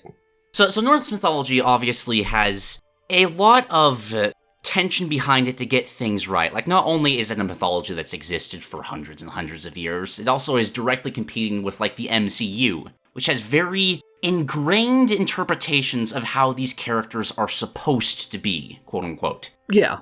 I mean, it's tricky to avoid that. How do you avoid, like, falling into those tropes of just being like, oh yeah, Thor's gotta be the pretty boy who's always does the right thing, but he's a bit of a meathead. Odin's gotta be this charismatic leader that's also just very old, but very wise. Odin, in God of War Ragnarok, introduces himself to you by sending Thor to your house. And you get that, like, trailer shot of him, like, it's, like, behind, like, his holster of this hammer. He goes to, like, prepare to throw it. This scene I have seen, so... Yeah, and he just stops, being like, hey, I brought beer, want to talk? And it's just complete tonal whiplash, and it's wonderful. But you understand why as soon as Odin walks through the door. They gave him, like, this smarmy, like, mafia boss personality in this game. His build is so limber in this game. Like, surprisingly so. Just, like, the last thing you'd expect from just Norse mythology in general. And, like, you expect some sort of leader to have a really deep, commanding voice in this era, but he's very soft-spoken. He's got that kind of accent of... Oh, how do I describe that accent? Oh my gosh. Being like, he's always talking down to you, but in a very charismatic way. But like, oh yeah, you silly Billy. Let me tell you why you're wrong here. Yeah, I don't want to say transatlantic with you. Mm-hmm. Like, I'm here to make peace. He gets Thor and Kratos to fight each other, and he invites Atreus to Asgard. Mm-hmm. Odin is one of the most manipulative bastards I've ever seen, and it's such a good interpretation of the character and a good villain to have in a video game. Because I feel like when they every time I've seen media try to do something like this, I'll throw out Sauron from Rings of Power here, because they tried to do something similar. They'll have the character start manipulating, but they, like, won't trust the audience enough to, like, realize they're being manipulated. And they'll throw out something, oh, wait, look, Sauron's creeping on Galadriel and that, now clearly he's the bad guy, look out, red flags. And they never commit wholeheartedly to it. At the point I'm at in the story right now with Odin, I honestly, like, kind of believe him, which is terrifying to me, because, like, I know the effects that he's had on the world around him. Like, you're carrying Mimir's severed head with you everywhere you go. You're often traveling with his estranged wife who he's outright locked away to one realm, like trapped in an abusive relationship. I know all of these things, but he's just the most charismatic bastard I've ever seen. The moment where Atreus gets to Asgard, he meets the god Heimdall. You know Heimdall? Yes. Like the story behind it. He can look at you and understand your whole character. Yes. Like at first, Heimdall wasn't even going to let him into Asgard because he can tell that Atreus is going to betray Odin, and he loves Odin. He doesn't want to let you do that. Yeah. Odin stops Heimdall and Atreus mid-fight and starts berating Heimdall, and Heimdall's being all like, "But sir, he's going to betray you." And then Odin's like, "Of course he is! Why else would he come here?" And as Heimdall's just kind of flustered from all of that, he just turns to Atreus and goes like, "Okay, look, Atreus, was coming here and killing me the first thing you were going to do when you arrived? No? See, look, it's fine. Come on. I want to talk to you." Mm-hmm. It is such just a wonderful self-confidence to this character of just like understanding people to the point that he can bend them whichever way he desires. And I love that as a villain so much. I don't know at this point in the story if he knows that, like, Kratos is going to die and Atreus is trying to stop that. But whether or not he knows, he is playing Atreus like a fiddle with that information. Constantly telling him, like, "Oh no, I'm not trying to make war. I genuinely want to help and save everybody." It's kind of a for the greater good kind of character, but he does it in a way that, like, you understand. He presents this mask to me, like, I feel like if I could just understand this mystic mask, the magic that's coming off of it, like, if we could do this, we could save everybody. And, like, you want to save everybody, don't you, Atreus? Don't you want to live in that world? I'm paraphrasing. He words it much better than I do. Right, of course. You're selling me pretty hard on the character, I'm not gonna lie to you. I have the utmost respect for a story that is willing to make their villains likable and understandable at the same time. That is so hard to do, because you need to have a trait that the villains have to fight against. What else have you done? Richard Schiff. What else have you done, sir? Wow, not much. New actor. Wow. He's so good at it. Like, he'll constantly chip away at, like, Atreus' knowledge that he has of what Odin's done. Like, Atreus will outright says, like, "You're not what I expected," and Odin will kind of just laugh it off and say, "Well, with the feedback you're getting from my estranged ex-wife, I'm sure you haven't been in the most pleasant of company when it comes to just opinions about me." Right. Like, acknowledging that, yeah, there's negative about me, but, like, acknowledging it, but pushing past it to show, like, look at all the positive things I'm doing. And, like, they're genuinely positive things at the same time. It allows the player to be right there with Atreus, just utterly confused about, like, okay, do I want to betray this guy? I'm not sure. Like, Heimdall meets him later and is just flabbergasted because, like, wow, you really don't know what you're doing here anymore. So this is the issue? Because this sounds like a character that I would really like. I'm confident you would adore Odin in this game. I am very confident. Thor at the same time as well. This is a complete tangent right now, but, like, have you seen Thor's boss fight? I have not. Dude, he'll, like, punch Kratos, or, like, hit him into the ground. You'll have a game over screen, and Thor will go, "No, we're not done." And he'll cut back to the camera as he's defibrillating you with his hammer. Oh, I do love that. Like, top 5 moments of 2022 gaming right there. It's just, that's God, beautiful. Thor's so good. Oh, that's great. And then Odin's just so rude to Thor, and Atreus is like, "Hey, how come you are just why don't you try being nice to him?" And then Odin's like, "Honestly, it's the only language he understands, man. Like, you can try. I have, but, like..." That's fabulous. On the other hand, if I cut him now, I have the exact top 3 I want. I would feel sick to my stomach to claim that any Xenoblade game's writing is better than God of War. I'm not claiming its writing is better. I'm just claiming that I finished the game, and I get to really like this one character. And it's funnier if I just say nothing about her.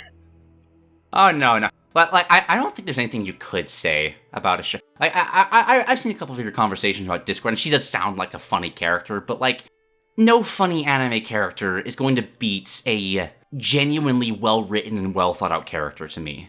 I think the only way I can do this is just to go over Ashera's full story. Go for it. I think I will do so. So you meet Ashera, and she is fighting an enemy unit. You're basically outlaws for the entire game, so every unit is an enemy unit. But she's fighting people who are on the same side of the war as her based on her uniform. And you're like, what is that? And she's like, oh, hey, yeah, anyway, I'm the commander of that base, and they're all trying to kill me. Do you guys want to help me kill all of them? And you're like, what is it? Are you, like, insane? And she's like, maybe, but it'd be really good. You see, we're all a group of people who just are outcasts from others because we're too good at fighting. And we really, really love fighting. So this is like simultaneously an exercise for them to see if they can beat me. And also I piss them off. So if you could help me, that would do me a great solid. And Eunie is right there to go, that sounds fucking stupid. And she's like, I like you. You tell it how it is. Up top, girl, let's go. So you do that, and it's very fun. And she's just a real death seeker, known far and wide through the world as utterly suicidal in her tactics, where Eunie actively goes, do you want to die? And she goes, with no sincerity and the best voice acting in the game, yep, I want to die.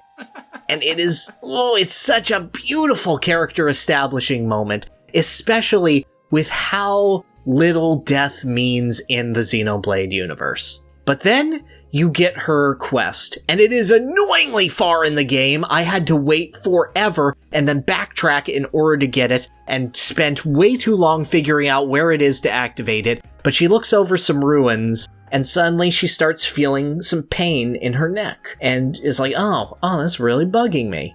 So then she goes back to her colony because they're like, there's some fighting, and they're struggling, and before we had to fight it out with everyone, but it's cool now, we're all cool now, because I won. And just great comments from her all around, like, alright guys, time for a suicidal charge! What? Time for a brave, brave charge, wherein we will all tactically survive if we're good enough.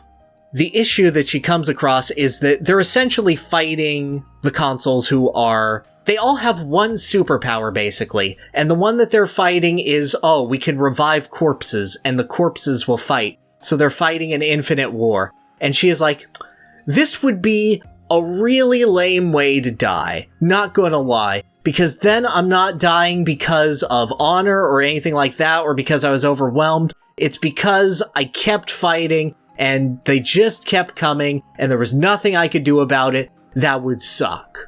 So the console comes down and is like, hey, okay, I see that, this way would probably suck for you to die. So how about we have a duel? And one of us will die, and that way I'll restore my honor because you're a bitch. And Ashera's like, that sounds great. I guess we can do that. And then she gets very somber about the whole thing, for whatever reason. And Eunie goes to check on her and is like, what's up with that? You're my fun murder friend. Why aren't you being fun murder friend? And Ashera goes, if I asked you right now, could you kill me? I think I'd like that if you killed me now. And he was like, that sounds stupid.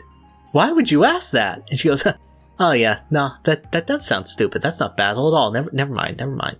And then you go to the duel, and there's another one, and they have brainwashing powers, and because of course they fucking do, and they have a spider motif, and I'm weak for that. The spider puppet motif, because yes, feed me that. And they're a nothing character, but shut up. The important thing is they have brainwashing power, and they brainwash Ashera, and now that she's fighting you without limitations or for sport, she's hard. It's a 6v1, and she's still kicking ass, or she would be if I weren't grossly overleveled. Your guys are like, we could win, but we'd kill her, and that's a bad thing. And then Eunie's like, I got this, and she shoots Ashera right in the face. And she goes, I know you'll live that. That would be lame if you died like that.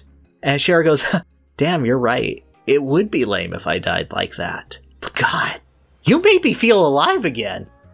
That's so cool. And they beat the console who betrayed them, and yada yada and whatever and whatnot. And then you get this wonderful heart-to-heart between Eunie and Ashera, where Ashera is just looking out and is going, you remember that time you died, right? And she's like, what? And he's like, yeah, I see it too. Anyway, they didn't used to just send you off. It used to be, if you got all the way to your 10th birthday, they would just execute you. They would just chop off your head. And that would be it. You'd be gone. No glory from it. No, nothing from it. And the thing is that, I've been there. And there's still nothing. And the pain that is in her neck is a constant reminder of her previous decapitation. And every time that the pain gets greater, every time that she grows older, she ends up losing more of herself to that pain, to that desire, to that need to feel alive again and find death. So her entire character for this point is constantly seeking death so that she can lose herself in battle without losing herself entirely, because she is one of the few characters, due to lasting that long, that remembers this cycle of death and rebirth that's at the heart of Xenoblade. And she's like, that's why I asked you to kill me, because if you killed me, that'd be pretty cool. And Eunie's like, alright, I'll kill you. But in return, you have to kill me, and we'll die at the same time, so that we can be together in the next one. And we'll keep that going, alright?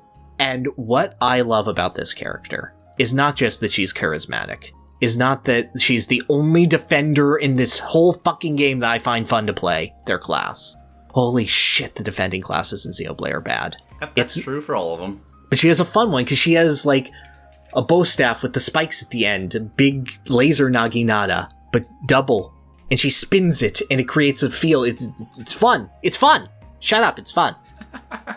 But what I love about this is it takes all of the elements of Xenoblade Chronicle 3's story. All of those elements of the cycle of death and rebirth, of finding purpose, of being able to live again and again, of living in the now versus trying to survive for your future. It takes all of that and it gets embodied into this one character who I actually like.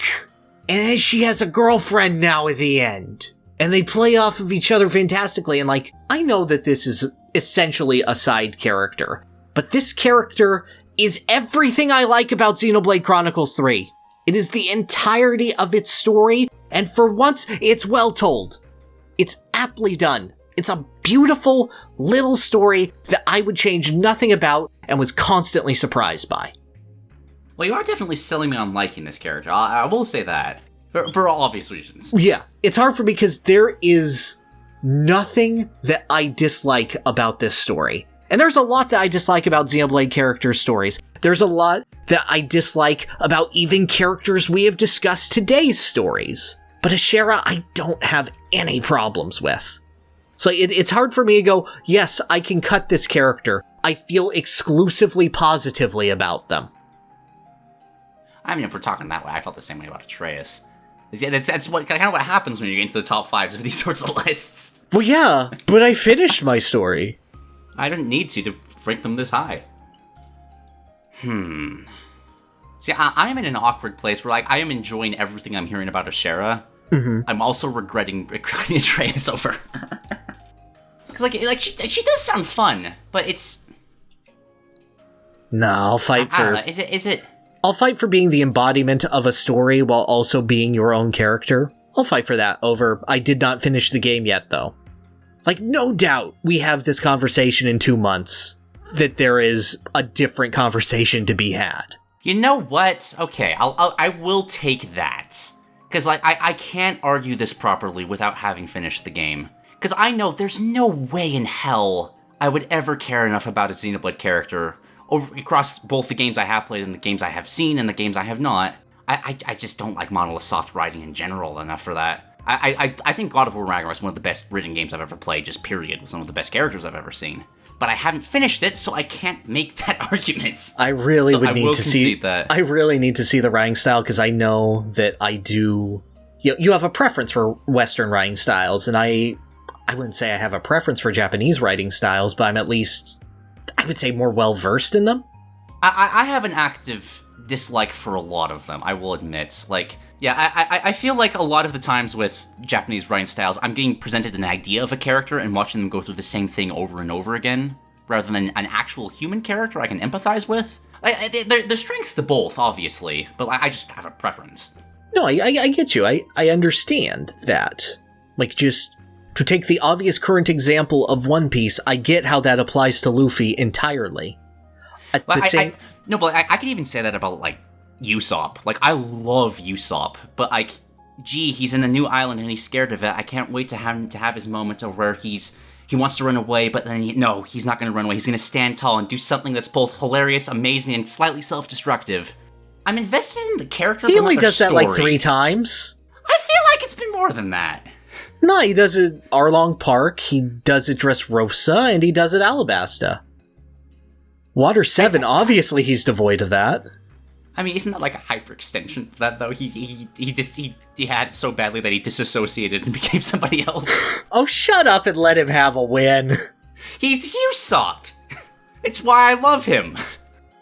But okay, with that point forward, I'll concede on Odin. But I can't wait to talk to him in future months. I'm gonna just have a spiel. Like, I'm probably not gonna finish it by February, but in March, just like, oh my gosh, I can't wait to talk about all of these characters. Oh, I'm absolutely sure. You want to do Ashera 4, Odin 3? You want to do Ashera 4, Odin 3? If I can confidently get Oersted and Dedede as 1 and 2, I'll concede that to you. Oh, fuck.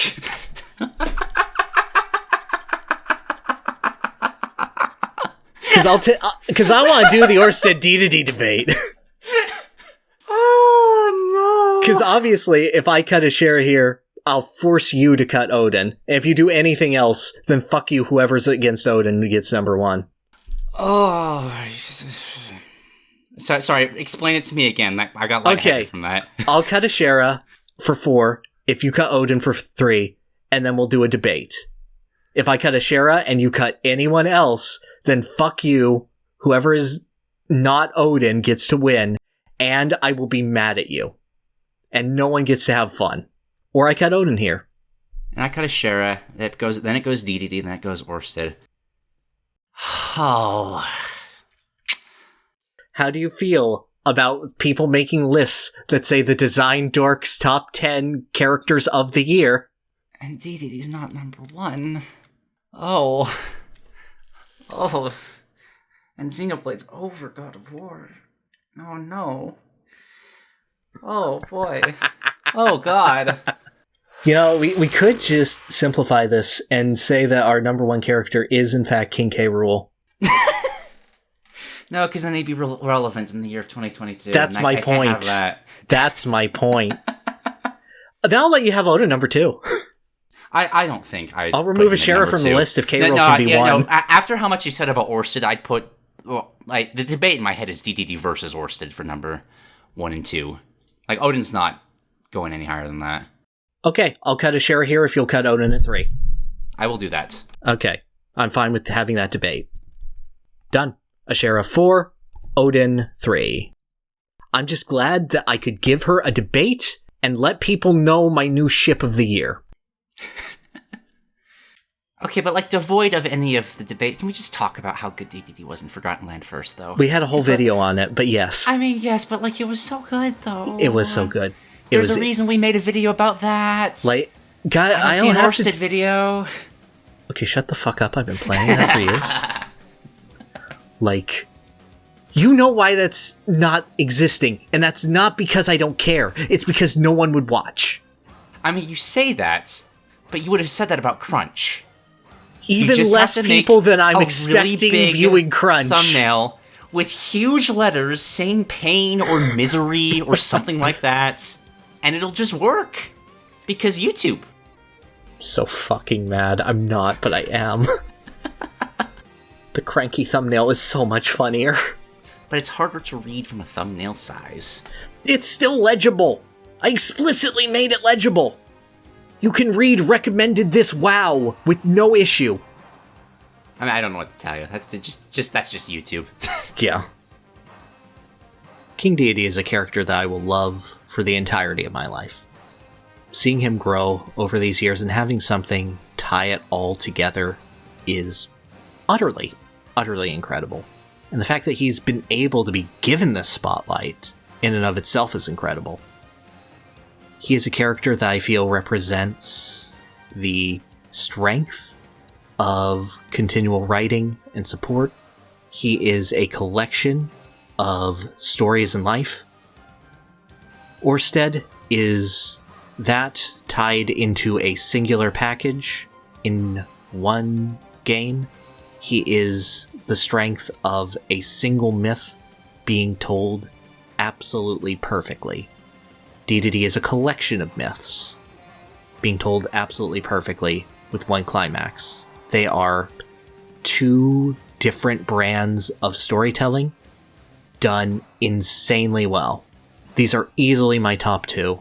I think after soul searching, I would give it to Oersted, but I think that there is an argument for either based on what you value in storytelling itself. I concede the floor. How the hell am I supposed to follow that up? Okay. Parallel Dedede could have been a better boss fight. Sure. Look, I count gameplay in this too. Okay, well, if you're talking gameplay, like the Dedede picking up a pillar with relative ease, tossing around like such a breeze. The fact that the way that his transformation worked in this game allowed him to have the best theme song he has ever had. Ooh, Dedede Destroyer Z. Roar of Dedede, man, he chants his own theme song. You can't top chanting your own theme song, man. I really love Dedede Destroyer Z. Oh no, I agree with that, but like... the motifs of Kirby's triumphant return in there. I know when he screams, but also there's ba-da-da-da-da-da-da-da-da-da-da. It's such a good bit, and it's musically. Like, is Roar of Dedede absolutely the perfect enhancement of Macho of Dedede? 100%. Just the way they allowed his character to grow into what it is without actually sacrificing who he is. That's so hard to do, narratively. It's so easy to just kind of just shift, like, oh no, see, Vegeta's a good guy now. He don't forget about how he just murdered a bunch of people. Look how funny he is in this scene. I've never seen Dragon Ball. I have no idea if that's accurate or not, but like 50% accurate. But on the other hand, wow, you just like destroyed one of his best character moments. Okay, fair enough. But the fact that after all this, he's still a selfish bastard that is still having his Waddle Dee's weight on them, but he's commanded so much respect that they're happy to do that. Oersted has some really good diagonal attacks that hit AoE really nicely. Okay, to give him an accolade on gameplay, I love that his ultimate move is darkness-based. I love that if you grind him up to level 16, his final move is Hash's sending them to the Hell Dimension attack. Oh, it is? Yeah. Oh, that's neat. I love the idea of he has become so consumed with that he turns to violence and darkness and it becomes reflective of his own strength. And how Hash has been struggling with that and how that's a nice parallel. Love that. So my brain is currently at a point where I know I'm not going to get you to like give up on Oersted, and I'm just slowly trying to start accepting that, but it's just trying to... Well, I mean, you could come to terms. You could be an immovable force. Well, yes, but we just go nowhere. Because like what you're... Because like the ideal that you're arguing, I don't think Dedede can top. Like how you're approaching this perspective. The problem is it's just not a perspective that I share, which is where this becomes difficult. And, like, I respect your opinion too much to, like, just try to throw it away. No, I understand. I don't feel that you're trying to throw it away. So, let me try and contextualize this in a different sense. Can I say one thing first, just because I'm going to forget otherwise? One thing that you said stood out to me is that Oersted was the perfect way to say this, whereas this was the perfect moment for Dedede. I find it hard to stomach that this was the perfect way to tell this sort of story with Oersted. I feel like that kind of gets into why perfection is impossible, but I feel like there's more you could do with like an updated medium, more time to like really flesh out characters. Like you could make these moments hit so much harder. I'm not sure I can entirely agree with that because just the idea of pacing. I understand the desire to go through that and explore that further. But, one, I just value the tightness of Live Alive storytelling, and two, you also skip that part of the game. This is true. How much of Oersted's story isn't like the optional content? You get to talk to the souls of everyone he killed. I looked that up. It is that. Oh, yeah. I don't know. Like all that stuff. There is nothing in Oersted's story that surprises me. There's like, I feel like if you had come up to me and brought up, like... Actually, I take that back wholeheartedly. The fact that everything's written in iambic pentameter is insane, and I can't believe they did that. Mm-hmm. That's surprising as hell. But, like, for the framework of what his story is, it is exactly what I would expect it to be. While I understand that, while I feel that the actual execution would be expected, I don't feel that them executing it in that way would have been expected. I don't feel that Live Alive has ever shown its hand, so to speak, that they would be going in that direction for Oersted naturally. Mm-hmm. And like, I was kind of... I'm trying to put myself in the shoes of somebody who played that game for the first time at the time, because, like, how it was setting itself up as, like, just, okay, this is the generic Dragon Quest chapter. Mm-hmm. And just that turning point of killing the king, that was fantastic. Yes. That was, like, the heel turn of, like, okay, Live Alive, I'm respecting what you're doing now. Hell yeah. Right? I love that you can storm the castle back again and just talk to the Chancellor, and he will immediately recognize you as a new king to save his life. Just everything that he initially denounced you for is like, no, of course you've been manipulated. You're fine. You want to just, like, I could be your Chancellor. That's cool. This is a weird parallel, but it popped into my head. I remember when we were discussing the Smash Brothers movesets, debating Captain Falcon versus K. Rool, and that there was something, I remember this clearly, you saying that if we put Captain Falcon above K. Rool, we're kind of saying that nothing can ever top this thing from the past. Well, if it isn't my own petard. Because, like, for what it is, I feel like it's unbelievably well done, but I also feel like you could do this way better nowadays.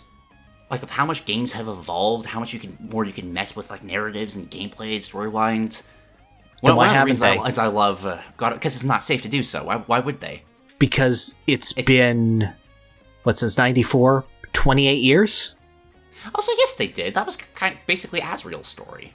I was just going to say, how would you compare it to Flowey? I like Flowey more. No, fuck you. I like Oersted more. That's fair, but like, Undertale's very often sitting in my number one game of all time. Like that's not a...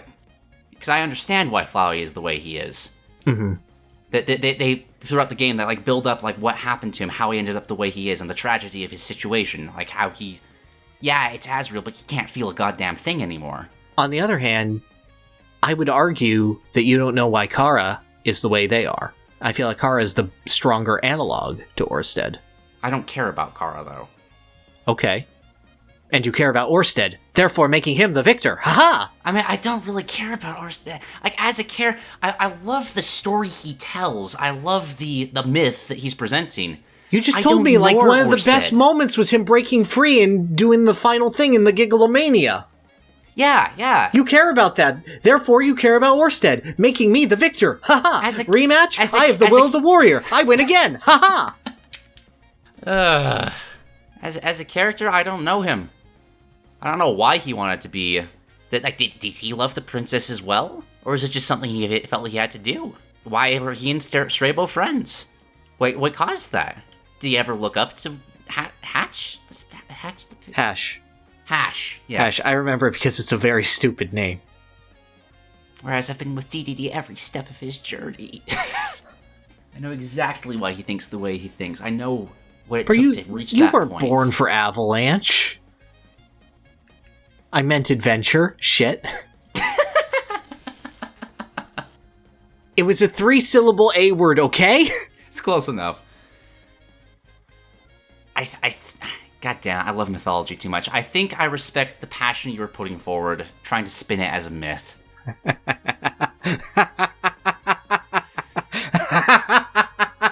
At least to a point that I'm willing to concede the arguments, given that we've been talking for like 2 hours for it. And we have other things to do in the podcast. That's cool, we can have deity at 1. You sure?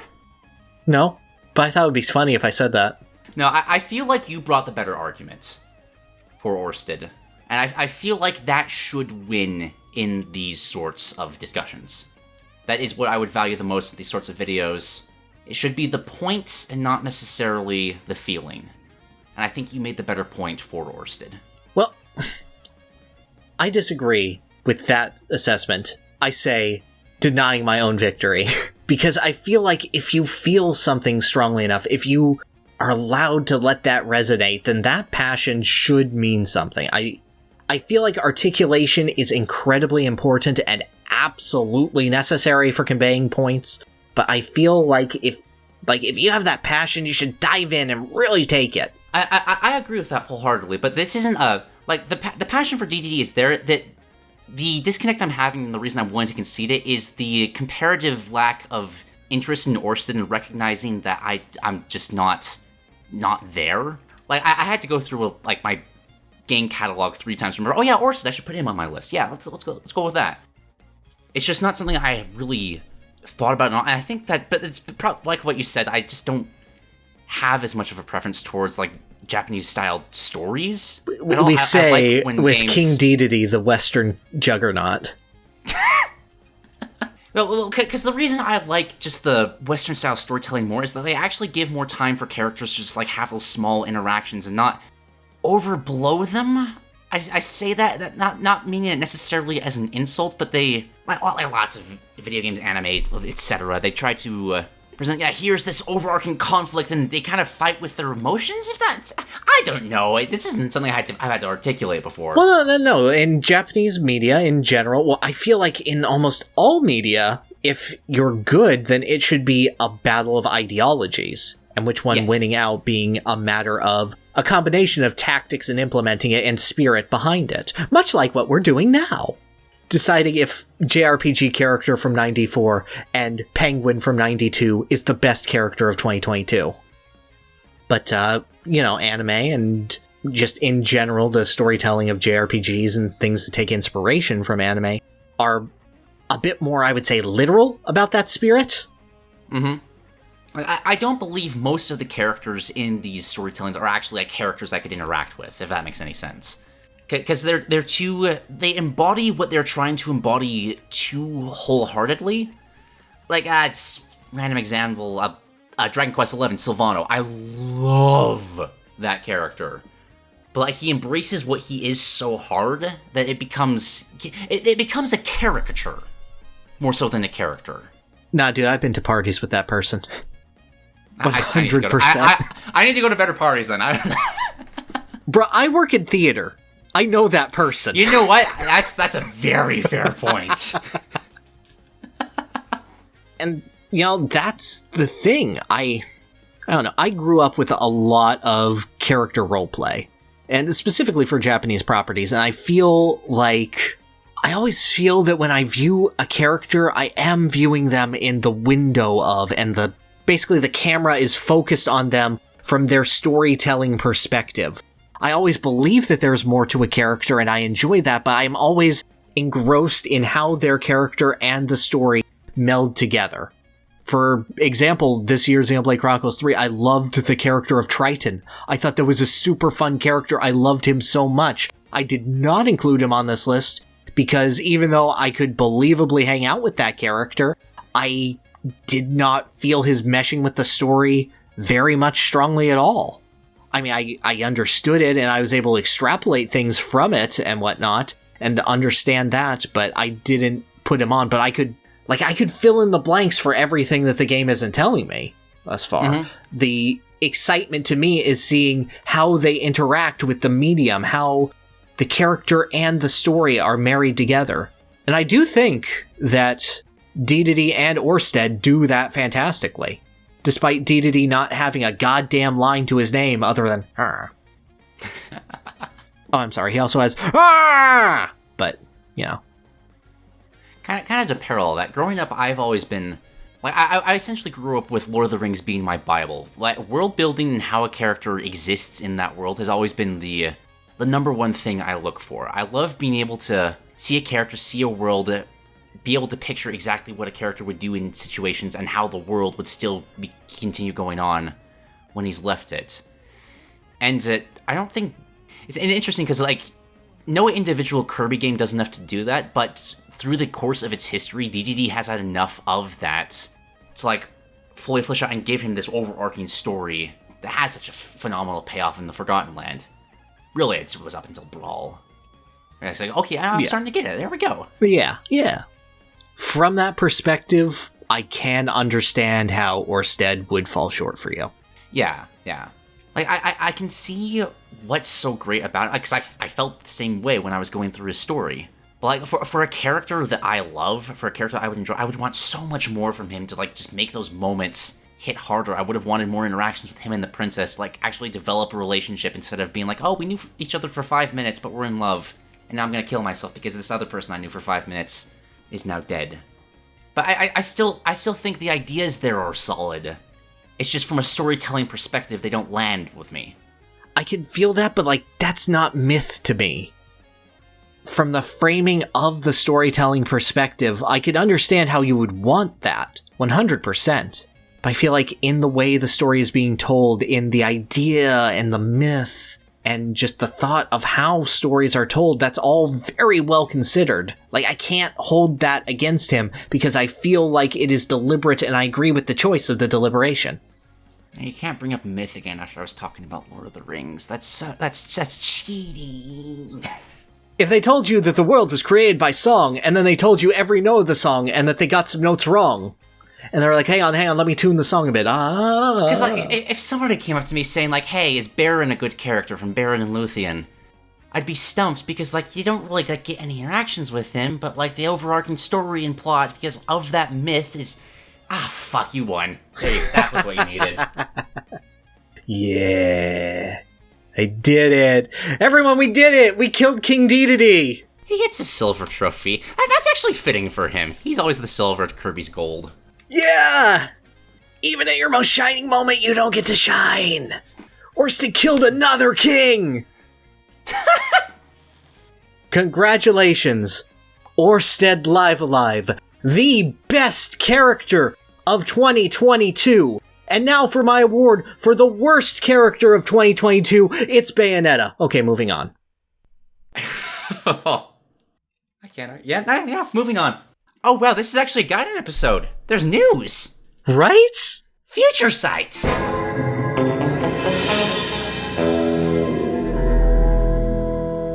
Future Sight. Okay, let's run through this. Okay, yeah, there's not much, right? Yep. Okay. Geralt, Doomslayer, and Deku coming to Fortnite. Probably already out in Fortnite.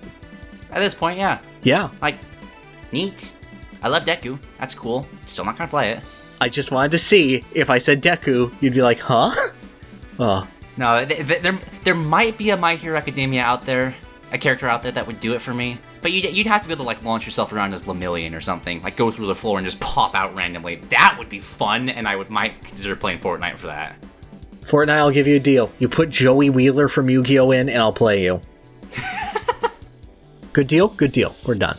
I bet you there's a marketing... There is one person part of their marketing team that's just looking for claims like that, trying to get as many people as possible.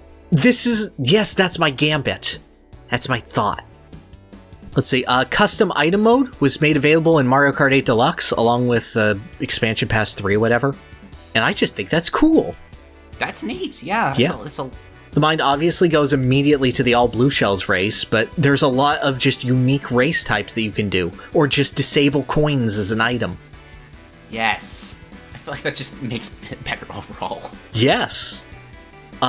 Yuji Naka has been arrested for the same crime, but different this time, because it was insider trading for Final Fantasy instead of Dragon Quest. Oh. He has since been convicted, so, yeah. Was it because they found evidence, or is it because... Was like there was a bar that Dragon Quest didn't meet, but Final Fantasy did? It's like, I need to trade these of this, but oh shit, Final Fantasy? No, stop now. No, I don't recall, but I think he was guilty regardless. It's just the confirmation of, yep. Probably. There it goes. Tales of Arise, Beyond the Dawn, and We Love Katamari re-rolls, trademarked in Europe. So these are remakes of Tales of Arise and We Love Katamari. We Love Katamari is the best one. Yeah. Yes, I love Katamari so much. Yeah, King was one of the top 10 characters whatever year that game came out when. Oh man, I think that was the same year as Metal Gear Solid 3, no way in hell. It can be 10, whereas 1 through 9 are all Metal Gear. It's fine. If it's 2004 like I'm thinking of, then also Sly 2 came out that year, and also Paper Mario: The Thousand Year Door. I've played neither, so I'll plant this flag until I have forced You to move. really need to play Paper Mario: The Thousand Year Door. I know. It's on the list. It's a big list. I know it's a big list, but, like, I am almost certain you would really enjoy that game. I'm sure. Activision sues California over Activision lawsuit. The clown show continues. Yeah. Just over, like, grief. defamation to create a media frenzy over them. Wow, defamation. Yeah, right? Fuck you, Bobby Kotick. Fuck you. You know, maybe cut this out because this might actually be defamation. But I am definitely going to have to edit this out. However, I think that's fucking funny. if I can find a way to do it and research the legality of it, I'm going to do it. I want to John all over that so bad. God. Alrighty. Game Awards, I'm just going to save that for a second, so I can do these shorter stories first. New G Fuel is Great Mighty Poo flavored from Conker's Bad Fur Day, the Great Mighty Poo. Why? What, don't you want to drink the poo fuel? No! It's sweet corn flavored. I would love to see... I would love to know the sales metrics behind that. Oh. I just want that data point in front of me. I would love to know how I want to be in the room for who proposed it to them and what their PowerPoint was. So you see, the Great Mighty Pooh is a character from Conker's Bad Fur Day, released in 2001. As you'll notice, he's a large pile of fecal matter. And I just thought people would see this and really think, you know what, I want to drink like that. And so I present you our new G Fuel flavor. I want to see the CEO that approved that. Yeah. I want to see the CEO who had to taste test it to go, yes, this is good for market. Yeah, well, what were the rejects of that? Because they probably had to try a few things. They are retiring Ash Ketchum, age 10. Yep. I honestly thought this would never happen. I know. I didn't know until yesterday what the specifics of the tournament that he won was, but holy shit. Because, do you know the specifics of the final tournament of Ash? Not a clue.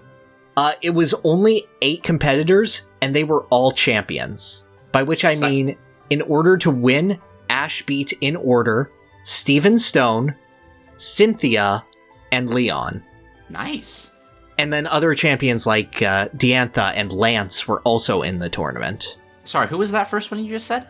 I can't recall. Yeah. I don't know. I said some words that I shouldn't have. I could talk about Oersted again. Oersted make a great Pokemon champion. He would make a great Pokemon that champion. would allow for some further development. I'd be down for this. Yeah, he'd have so Give many me an Paradox Oersted Pokemon forms. spin-off. Yeah, he doesn't need it. He's the best character of 2022. He just collects more ODO forms as his Pokemon. Exactly. Anyway, I just think that's neat. Like, in my brain, I don't care about Ash Ketchum, but in my heart, whenever there's news about him, I'm like, oh, Ash did it, though. It hits me harder because, like, Team Rocket's also retiring, right? Along with him. I think so. And that's devastating to me. That does hurt. James is, like, one of my favorite characters, period. I'll have to see, because I know that Team Rocket's Japanese seiyus are very, very devoted to those characters. Like, when they weren't being used in the show, they just made a radio program where they answered mail in character. Most of it being, why aren't you on the show as much? It's a valid question.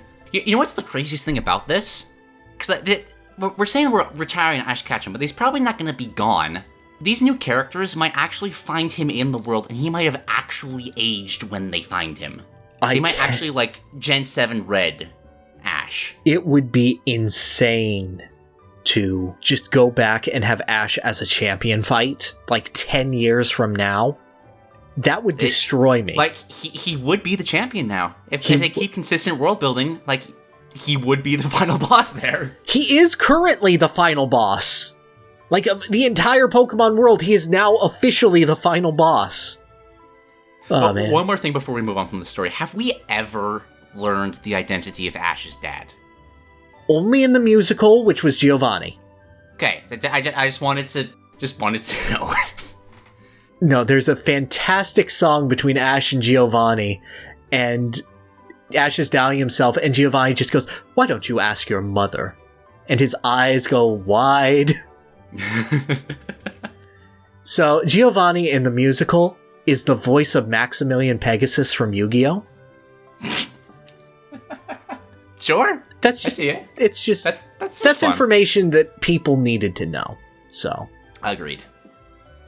Zero Wing is finally coming to Steam. What is Zero Wing, you might ask? I would. What is Zero Wing? Well, in AD 2101, war was beginning. The captain asked, "What happened?" And the other person said, "Someone set up us the bomb." A figure appears on the screen, and it says, "It's you." The masked figure reveals itself to be Cats, who says, "How are you, gentlemen? All your base belong to us." Yes. The captain, incredulous, asked, "What you say?" Cats respond, "You have no chance to survive. Make your time." Signing off with ha, ha, ha, ha. I miss poorly translated games. Yes. Those are the best. Anyway, that game should now be available on Steam. Neat. And, that's an important enough part of just culture that I think that's worth celebrating. Yo, what if we put Cats on the 2023 list? Make a note of it. I won't remember, but make a note of it now. I write it down for that. The Rayman 4 source code has leaked online. Holy shit! That is a thing, yes. Yeah. I never thought I'd see this just ever hit the light of day, but yeah, you can finally see, oh yeah, this was actually supposed to be a real game instead of a poorly cobbled together minigame collection. Because Miyamoto said, no, you gotta release something for the Wii U. No, not the Wii U, the Wii's launch window. What do you mean, poorly concocted? Do you not remember the rabid cover of Girls Just Want to Have Fun? You flat out couldn't access you couldn't complete the game. It was that buggy. Oh, girls just wanna have fun. I think there's 4 minigames that aren't even accessible, but are in the game. The working day is done. Oh, girls, they wanna have fun. Why you hate fun? Because I could have had Rayman 4 instead. I've been waiting for that game since when did Rayman 3 came out? 2003? At least 2 decades, man. Oh, yeah, for Rayman Legends or whatever the hell. It's not the same. Oh, boo-hoo, I'm picky. Same. And this would have been because it's obviously a janky mess, but I can see the same just Rayman style. We're just gonna throw everything at the wall, and even if it doesn't stick, we're gonna keep it. And I love that about him. With all due respect, I have seen footage of Rayman 2 and 3 now. No, that's not being a janky mess. That's pretty par for the course. No, yeah, but it's the kind of janky mess that's still kind of functional. No, I get you. But we need to buff it up to 90%. Not a full 100, but what we got now is 60. There's 30% more game that needs to be completed. Yeah. Sam & Max, The Devil's Playhouse Remastered, coming this year. This is nice. Sam & Max Season 3, and it is their best season. B-Mask has a fantastic video on it that I recommend to anyone. On why should I care about Sam & Max? Well, first off, have you seen 2 minutes of their dialogue? They're hilarious. One of the best comedy duos in not just gaming, but in general. But then that video will give you extra context on how it works for them as development and story, and their characterization. Yes, for gag characters. And then I have, in all caps, Checkerboard Chase. That's technically January news. I don't care. You know what? That's fair. Okay, yeah, that's what we get for making this late. But Checkerboard Chase! Checkerboard Chase! Yeah, that's revealed in Kirby and the whatever. Deluxe. Returns, comes back. Magolor has a whole Pokemon Stadium minigame mode. And they brought back Checkerboard Chase. I am so happy. Words cannot describe. I think I said that this was now a top 5 Kirby game, just baseline now. I don't think I'm joking about that. This is formative childhood memories combining with later formative childhood memories, and then they're putting them together in the same game, and I just wish Adeline was in it. If it was Adeline, it'd be perfect. Yep. The only disappointing thing is that there is no online functionality to these games. It's confirmed to just be leaderboards. Aww. Includes the main game as well, unfortunately. Which Understandable, but, I mean, if though. When are they going to make a Kirby party? They've got half the minigames they need already. Like, give me a Kirby party and just kind of build off of these ideas. I'll play that over Mario Party any day. Bro, I do love Mario Party, but you are entirely right. Yeah, but like, imagine doing that with King Dedede, though. You could play as Escargoon. Escargoon could be the announcer for the boards. Oh, if Escargoon gave out fucking sparkling stars or whatever the hell. Exactly, it could be so good. Fucking mark spaces on the board. Yes! Please! I shouldn't kid myself, marks would be playable and it would be like nightmare spaces, but god, if though. It'd be like dark matter. I don't know anymore.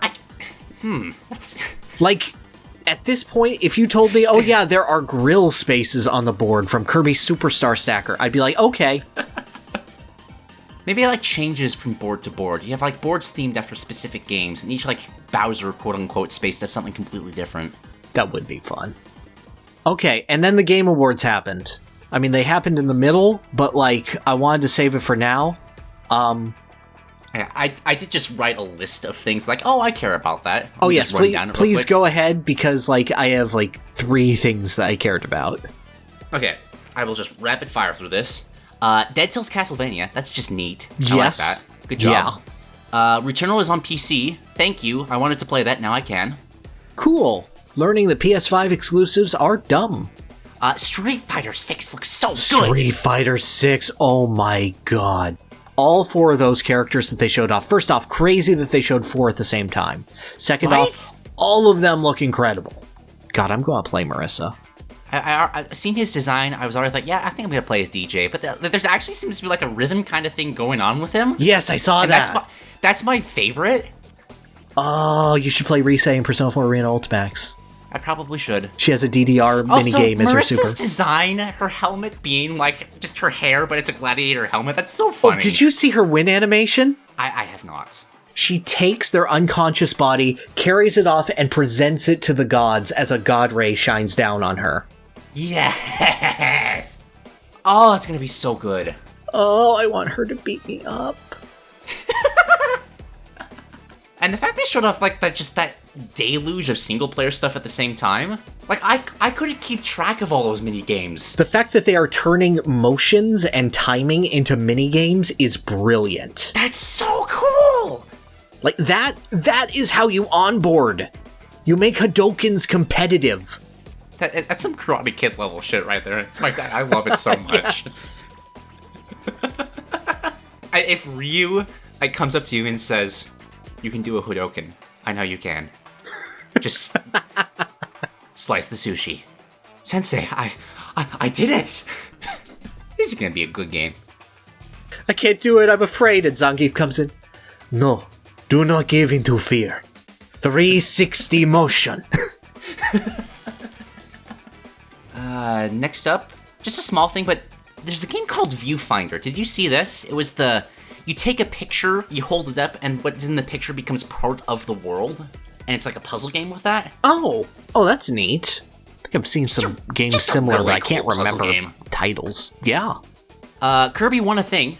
I don't remember what it was, but Kirby won a thing. I believe it was Best Family Game. I wanted it to be at least nominated for Game of the Year, but it wasn't. But like, he still won, and he deserves it. I know, but like, God, if Kirby music were in the medley they did. That is exactly why. Just like imagine like after God of War, the chanting of God of War switched to Dedede roaring and just. Oh, ha! Not that they need it after the Kirby concert, but it would be nice. It would be nice. Biggest thing by far, holy shit, Hades 2 exists. Yeah, that's pretty cool. So hyped for that. Oh my gosh. I know everyone's really horny, but I'm just like, Dora is so cute. Dora is adorable. That coming off of Supergiant never doing sequels, which to be fair, they didn't do sequels because none of their games were really financially successful. Yeah. But like, I love that world so much. I love all of those characters so much, and this is just gonna be more of the same, but better, and I can't wait. Yeah. Jedi Survivor looks neat. That's all I wrote down. Okay. It just looks fun. Alright. Death Stranding 2 exists. I am surprised that this actually exists because I thought Kojima had that other project, and I thought that Norman Reedus just went, oh yeah, that was Death Stranding 2. I didn't think actually Death Stranding 2 was the project. I am kind of disappointed because I just like to see Kojima's just insanity go all over the place, turn it into a franchise. Oh, don't pretend you know where this is going. Oh no, I have no idea. Aside from the thing that Castle Super Beast predicted where it's like, the next game will be about sand, and then they'll respell it to look like DNAs. Which is 100% what is going to happen. Watching trailers of Death Stranding and trying to figure out what the heck was going on was unironically my favorite part of the first game, so I look forward to repeating that cycle with the second. Your favorite part wasn't the part where he's driving on the motorcycle and going, this reminds me of Ride with Norman Reedus, available on HBO? Was that an actual thing? Yes. Wow. Yes, he plugged his own show. That is my new favorite. That is my new favorite, yeah. That's amazing. Sure, HBO probably still exists back then. Yeah. I believe it. I believe they survived it. In all caps, Baldur's Gate 3 Minsk and Boo. I already knew this because there were data mines, but... Oh, if anybody hasn't played Baldur's Gate, I understand. I tried to play it again recently, and it's not aged well. But Minsk and Boo are delightful characters. Just look up their voice lines. Let me ask, did they show Boo? They did not. Oh. Which is probably why Minsk is so angry. Oh. But god, yes, Jim Cummings as Minsk is just an utter delight. I've never played Baldur's Gate, but I have heard his voice lines again and again. Yeah. The shouts of "Go for the eyes" He has been recast for 3. Though. He has? Yeah. It is Matt Mercer, who is a good actor. No, that's fair. But like, Jim Cummings, he just did Nickelodeon All-Star Brawl. You can't have had less money than them. It is... I think it's personal problems with... I have intentionally not looked at any of this because I don't want to know if it is true. I think there's Jim Cummings problems personally, and yeah. Wizards of the Coast is famous for wanting to appear like they're doing something right while actually just being greedy bastards. Okay, yeah, no, that makes perfect sense. But I am, nonetheless, still excited to have Minsk and Boo has just locked themselves into my party, which sucks because Asterion was already there, and there's not much room left for anybody else. Well, there you go. It's nice to have things predestined. Indeed. I wrote down Aurora with an exclamation point. I can't remember why she was there, but Aurora's a fantastic singer. Nice. That just made me happy. Dopamine. It's like Alice in Wonderland was real and made music. A just sick Diablo 4 trailer. God damn, that was good. Oh yeah, I remember seeing that. Just full on heaven versus hell. Got to say, I think his name's Narius. I don't know. God, I wish... I don't even know if I want that game to be good. There's a part of my heart that wants it to be good. There's a part of my heart that doesn't want it to be good. There's another part that doesn't know what the hell to think. I'm at the point where I'm never touching it, just on principle, so... And I understand people who are already invested. No, please, by all means, touch it. I just have the mindset of, like, thousands of people worked on this. I don't want to sacrifice the work for the good for the work of the bad. Oh no, I'll gladly celebrate and appreciate it as a piece of art, but not with money. Also not with Street Fighter 6 coming out like a couple days before it. Yeah. Oh, I'm so excited for that. I will admit, if it's good, Diablo 4 will get priority for me. That is like, hey, brothers, this is what we've been waiting for years. Not a shot. I'm gonna get good for once. I haven't done that since 2012. And I'll come back and still beat you somehow. You absolutely will. Wild Hearts looks good. That's the EA Monster Hunter thing. Oh yeah, that thing. I can't wait to see how they ruin it. And then 2 more things. My favorite thing about these shows is the ending medley. I just want to highlight that. Mm-hmm. You so rarely get to see like video games like brought together musically in that way and on such a huge scale. Yes. That just warms my heart every time it happens. Yes, also the Stray part of it, where I was like, okay. I love the flute guy. The flute guy was so good. Oh, he was going off so hard between the flutes and the Xenoblade 3 section. I just love that every time they cut to him, he was holding a different instrument. That was so funny. And then Elden Ring dedicated to the kid's ex-rabbi Bill Clinton, I think, was his party. Yeah, something like that. Glad Elden Ring won. Yeah, I agree with that. Like, the sheer scope of that game is unparalleled. As much as I respect God of War Ragnarok, I am much happier that a video game-ass video game won the Video Game Awards. Yeah, God of War got the story. That's what I cared about. Yeah. Like, I am all for cinematic experiences. I do not want them to be the dominant conversation in the industry. Agreed. No, I still want them because I feel like you can do things in that medium that it just doesn't work. Like, it's the interactivity of video game makes it a cinematic experience around you if you can get invested in it, and I think that's amazing. Mm-hmm. But if we ever lose what makes video games, that's gonna be just sad. I don't want every game to be Last of Us. Well, I don't think we will, but I don't want that to be, what the Oscars of video games are. Yes. I want that to be like, this is the art of video games. Because there's always going to be the generation that's going to go, but Pokemon, though. But a couple of things that weren't mentioned. The FF16 trailer looked great. Oh, yeah! Well, FF16 continues to look like FF14, but with a budget and controls. Yep. That's a good way of putting it. Not that FF14 doesn't have a budget, but it's a little shackled. It start with a budget, and it's an MMO. It's like, a game from, 2014 that was a game from 2010. Mm-hmm. And then Crash Bandicoot. Oh, right! He appeared, and he crashed, and I'm like, yeah, Crash Bandicoot. Whoever was writing those jokes, I'm sorry, but, go do another pass next time, because some of those were bad. Oh, yes, but I am perfectly happy with Man in Crash Bandicoot suit being bad at everything. As someone who grew up with his terrible 90s commercials, which include such classic lines as, "Booyah, Grandma, booyah." No, that was perfectly cognizant. And then having a Crash Bandicoot game that is a spin-off with the initials CTR. You have my attention. Playable female entropy. You have my attention even more.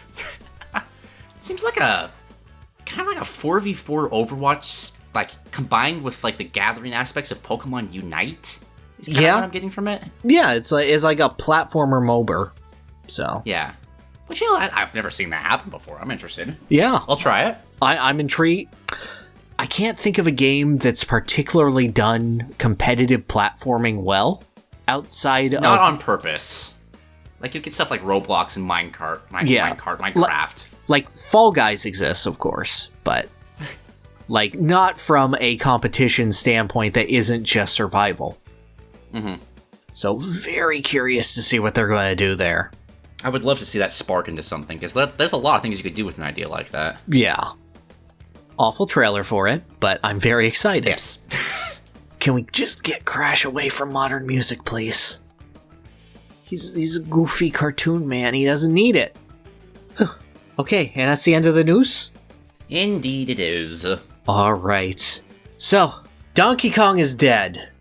Long live Donkey Kong, but what are you doing now? Well, all the things I've been saying for the last 5 episodes, I've been between the thing I'm working with Pierre on, I'll be working on this. Well, I'm able to work on those things now. Excellent. I can't really say anything new because it's just stuff I've said before. Got it. I think I've recorded 12 minutes of the Ridley video. I've edited 8, and I have the rest written out. Don't know if I'm gonna finish it this month. Probably next month, if not. Here's something I knew I can talk about. I've been looking at that Shorts tab on YouTube for ages, just having no idea how to use it. Mm-hmm. I had an idea. I'm going to use it for highlights from Peasant's perspective. Oh, nice. I know those are huge streams that not everybody can watch because, nobody has 3 hours lying around. But there's good ideas from there, so I'm just going to do little minute highlights of being like, hey, look at this cool idea. Go look at it in the comments. Oh, very cool. Yeah, so that'll be fun. Yeah. It's extra incentive for Peasant's perspective. If you're really good and it's easy to present quickly, mm-hmm. I'll commission Mad Arts to do some artwork for a short. Very nice. What about you? What are you working on? The next video you're going to see from me is basically an extension of what we've talked about here in previous podcasts, and that's going to be Snake in Smash Brothers. As much reach as we have here, I feel like I could present it on a more solid platform in the Designing For format, and I think Snake lends himself to that very, very well. All audio for that, all scripting for that has been completed, so it's just a matter of stringing it together and working with Authorman on that. Nice. After that, The next one in the pipeline for me is one on the Yu-Gi-Oh! Card Exodia the Forbidden One. And you're like, Pierre, that's not video games. And I'm like, yes. Anyway. Basically, the idea of everyone knows what Exodia is in concept. Just the idea of instant victory. And how that is so instantly desirable that it brings out the worst in people. And how that has reflected in not just the Yu-Gi-Oh! Trading card game, but in people's behavior toward the card game, and in how the character has twisted others in the anime and manga. How all of this takes this very, very positive representation of power and finding all the pieces of a puzzle together and perverts it and twists it into something undesirable, and how both narratively and in reality that comes together. I've been really excited to put this one together, so. Nice. Looking forward to it. Nice. Okay, that's it. Comments.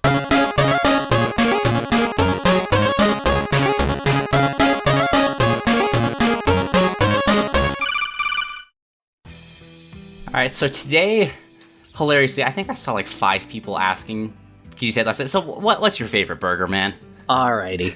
So, the thing about a burger that you have to understand is that no combination of ingredients are going to bring out a good burger unless the base of the burger is good. Like, there's always going to be levels of preference, but what you really need to start with your burger is a good meat that you enjoy. I find that chuck is a good option. If people have buffalo available, that's always a really solid option, a bit more gamey than others, but you get really good flavor with it. You really want just a nice, chunky, hearty patty to start with. Past that, I feel like you're eating a burger for the sensation of eating a burger. You don't need to dress it up too much. You just want that sensation of getting your mouth in there and getting all the meaty, juicy goodness to it. And, you know, that's even possible with, like, a veggie patty or whatnot, or Beyond Meat and whatnot. They've made those really good recently. I like substituting it with a portobello mushroom at times. That tastes really nice. Flavor profile that I find goes best with a burger usually is the mushroom Swiss burger, because that brings out the richness of it. It creates just this very, very savory meal. And if you're getting a burger, you want savory. Don't kid yourself, you want savory. And I feel that those flavors enhance it. You can add a little bit of garlic aioli to give you a little bit of a reprieve, and also give you just a little bit of a kick with it. So that would be my recommendation for if you are looking to have a great burger. And what is the judge of a great burger? A mushroom Swiss burger will be that judge. Past that, I think that adding caramelized onions on a burger is cheating and delicious. That was so much more than I was expecting. I've been thinking about this.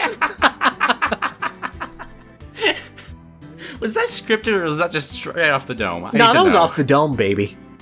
Damn. Wow. I don't script a damn thing except my scripts. I'm just a basic bitch that likes bacon cheeseburgers. I'm sorry. Bacon cheeseburger is good. Don't feel any shame about being basic. It's I don't feel shame for that. I feel shame after not being able to like describe it in the same way as you just did with your. Well, I'm very passionate about it. I can feel that. Let's see. Of the common fast food chains, Carl's Jr. / Hardee's is very good. However, I would say that there's like a 50-50 depending on your chef. If the burger is good or if the burger feels stale and old. Carl's Jr. / Hardee's is one of the least consistent burger places that I have been to of the common ones. Wendy's will generally give you a better consistency to things, but I feel like their peaks are a lot less high. It's just a nice, good, consistent burger. I live in California, so I'm legally required to mention In-N-Out Burger, and because I am from California, I will tell you it is delicious no matter how mid I find it. It is pretty mid. I'm in Utah, we got it here. Yep, animal fries are really good, though. They are. And it's really cheap. You go there for the fries. Yeah, for the price, it is more than worth it. Like, best burger for that price, by far. Best burger, My go-to is Red Robin. I really like Red Robins. Ooh, that's a good bowl. They have a hot dog place near here that has these huge, thick patties that are done on 4 King's Hawaiian rolls. And anything done with that is just like, yes, please. Indeed. I feel like you asking that question just it puts something in the water. And, like, We got a lot of just random weird ones, which I actually really appreciate. These I'm are all fun. for it. Yeah, this is what I wanted. Someone's poisoned the water hole, and it's me. Following up on that from Dimension Detective, what is your favorite non-alcoholic drink? Please provide answer in the form of comparing the chosen drink to water. Bonus appreciation if you give an accurate and arguable description for how underrated, underappreciated water can be as a refreshing drink. Like, dude, not even. Like, working in a steel yard, in any, like, hard labor, water is the best thing in the world. Water feels incredible, especially after a jog or a run. Anything else that gums up the system. You just feel the stickiness and you need another drink from it. Water is the only thing that properly satisfies you. Except Dasani, I will not accept a Dasani sponsorship.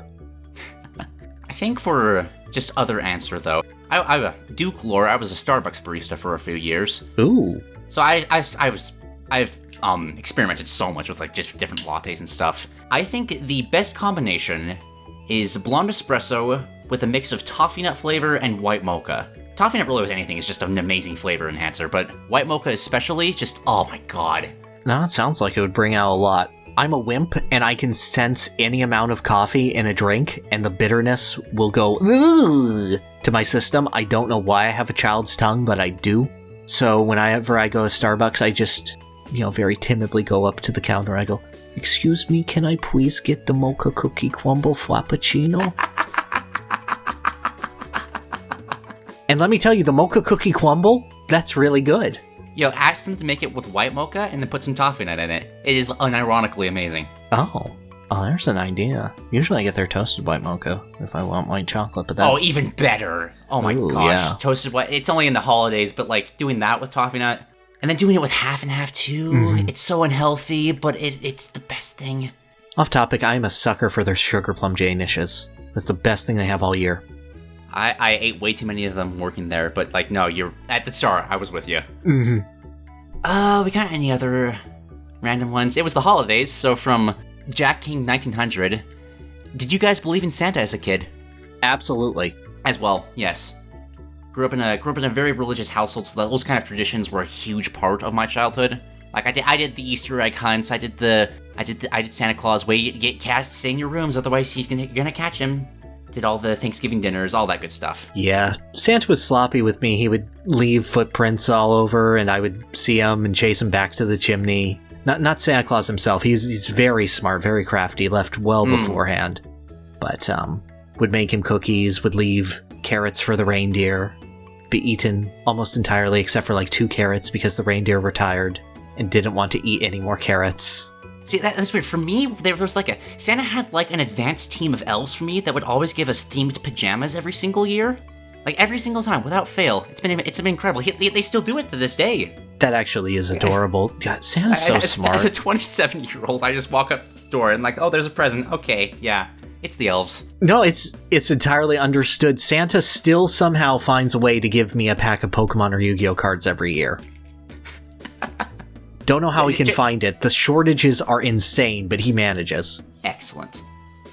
Let's get some actual gaming ones in here.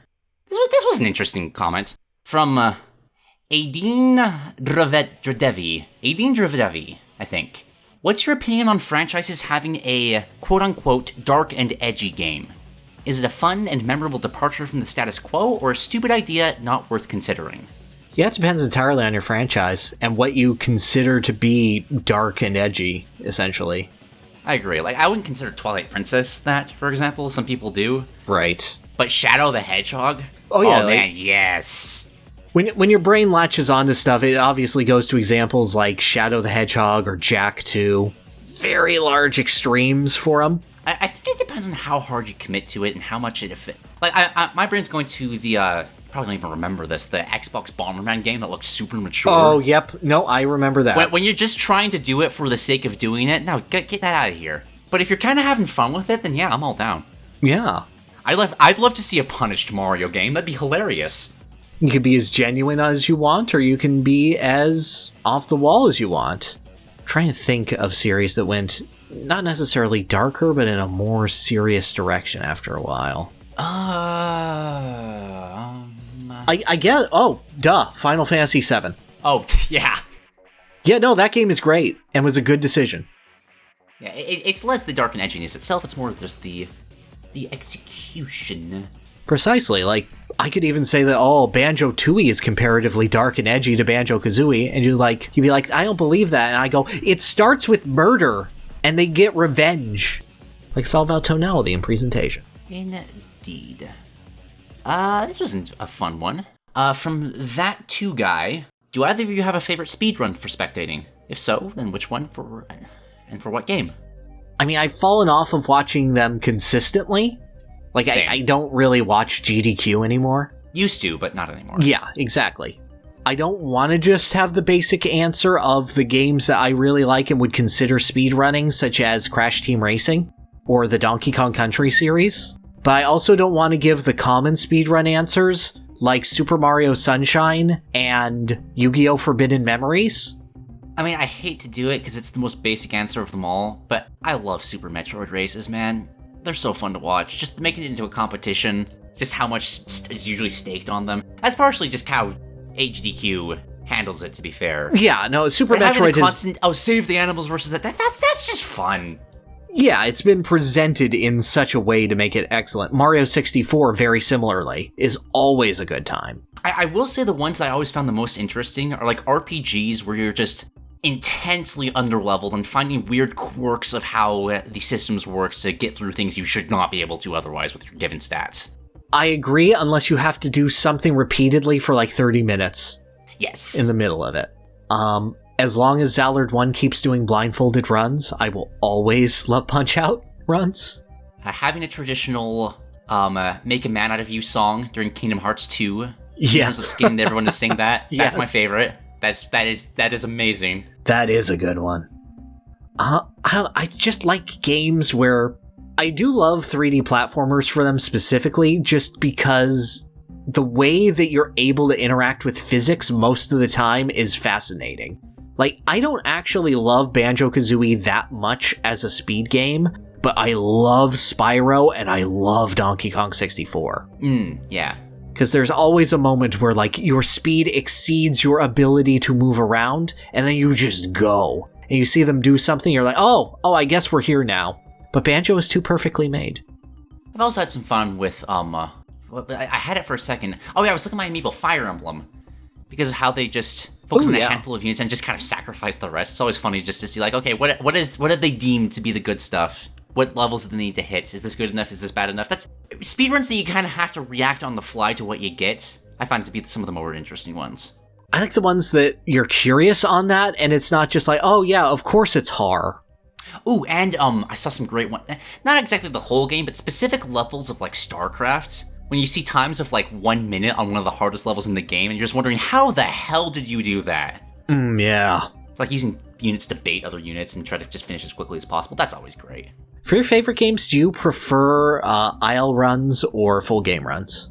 For being individual level? It depends. Like, I wouldn't want to see like a full game run of like Pokemon or... But there's a handful that I'd want like full completion. Like if you're doing like a Super Metroid run, I can't stand it when they just go to the first boss and stop. That's not very engaging to me because I know you can get much further than that. Yeah. But if there's something silly, like what was the Scott Falco one? Get laid by Pura in Breath of the Wild or something like that. That's funny. More of that. Alrighty. Yes. Let's see. One from Dixo. Curious to see what you think about this. What games would you like to see get a 99 version, like Tetris 99, Pac-Man 99, the Bomberman one that has a different number? I think I'm 16 with that one. Or the Mario game that doesn't exist anymore, and Nintendo would like to remind you it never existed in the first place. Checkerboard Chase 100. Oh my god! Oh, if you set that up like the, the Fall Guys minigame where you're constantly falling through layers? Yes. You're just trying to stay as high as you can? Oh, that would be so good. Can I even think of something that I'd like more than that? I don't know if I...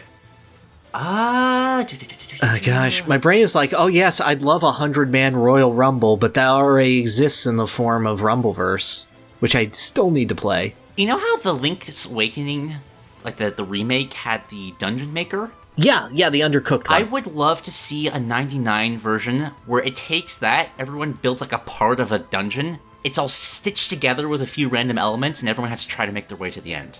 Oh, that'd be fun. Just kind of group level design like that, kind of how like the Mario Maker courses worked, where you just take random levels and put them in a world. Donkey Kong Jr. math, but it's a race. Oh gosh, how would that even work with 100 people?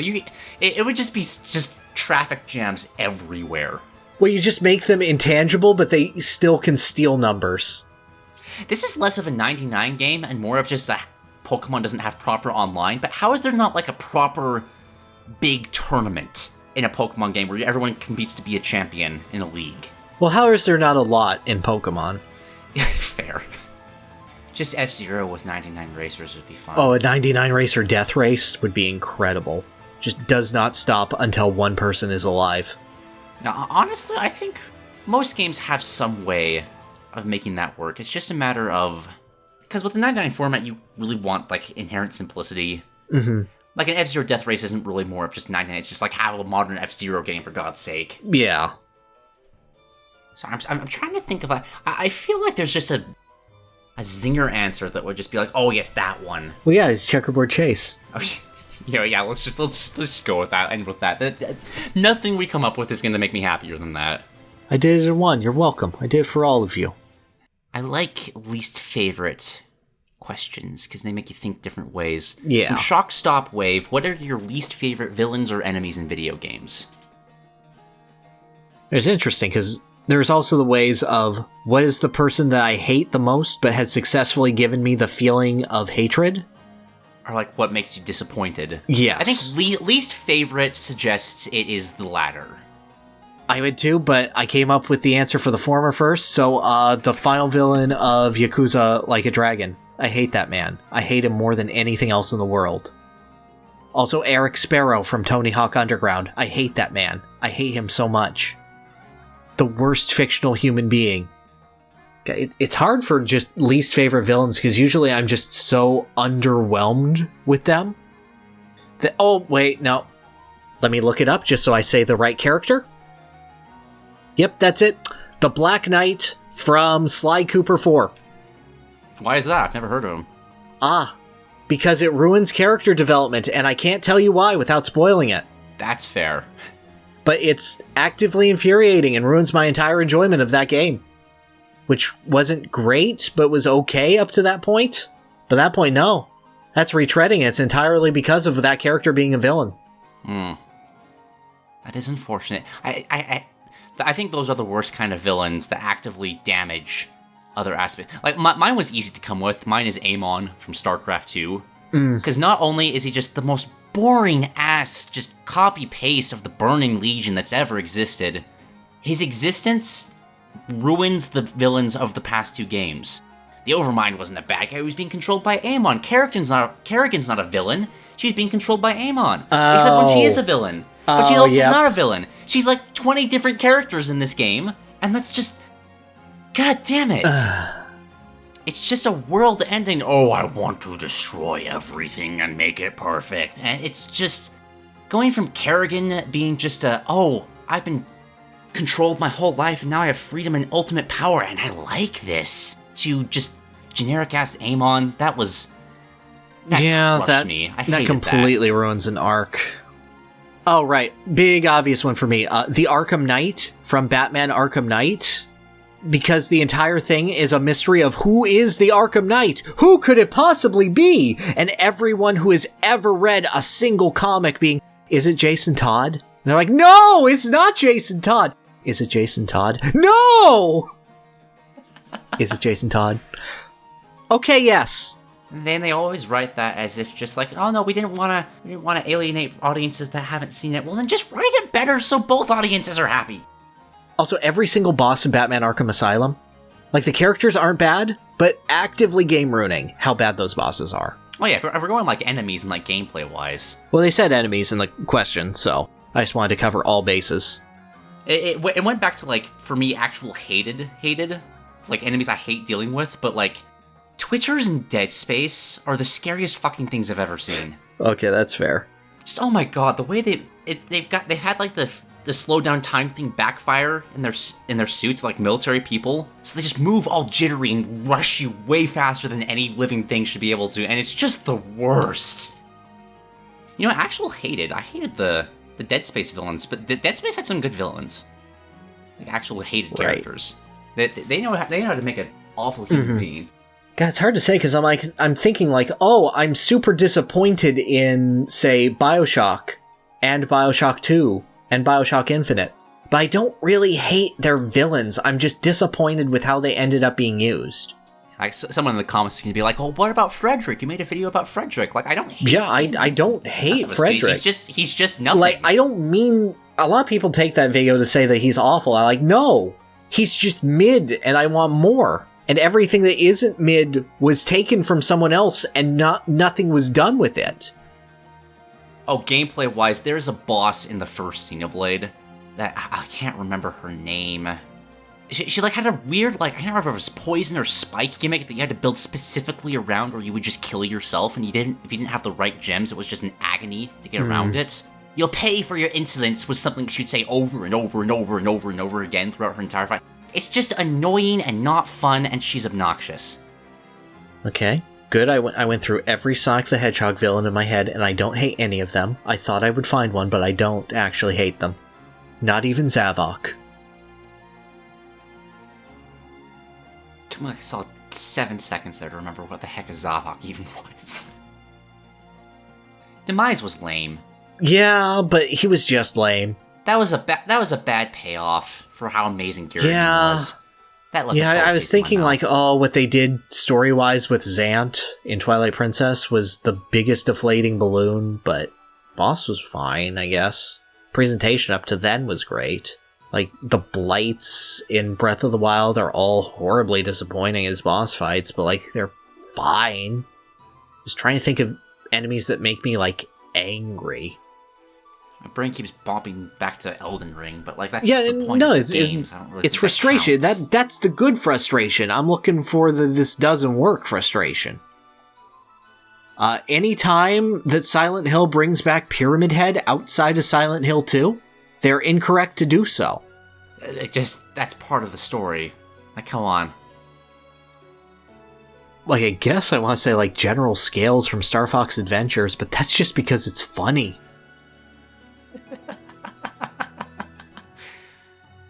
Yeah, I don't want to end without, like, a big zinger answer, but... Yeah, exactly. I'm sure there's plenty, but, like, your brain automatically edits that stuff out. Guilty Spark 343 was one of the lamest final bosses in, like, ever. Which World of Warcraft villain ruined World of Warcraft? I vote for them. Oh gosh, there's different levels of ruining. I don't know, is it like fucking Garrosh or whatever his name is? Garrosh was Pandaria. I don't think it was that bad of a character though, but that was when it started going down. Sylvanas was awful. Oh, I hate how they handled her character so much. I'm a villain now. I'm a good guy now. I'm a villain, actually, but I'm also good. I'm gonna redeem despite committing genocide. It's fine, it's fine, it's fine.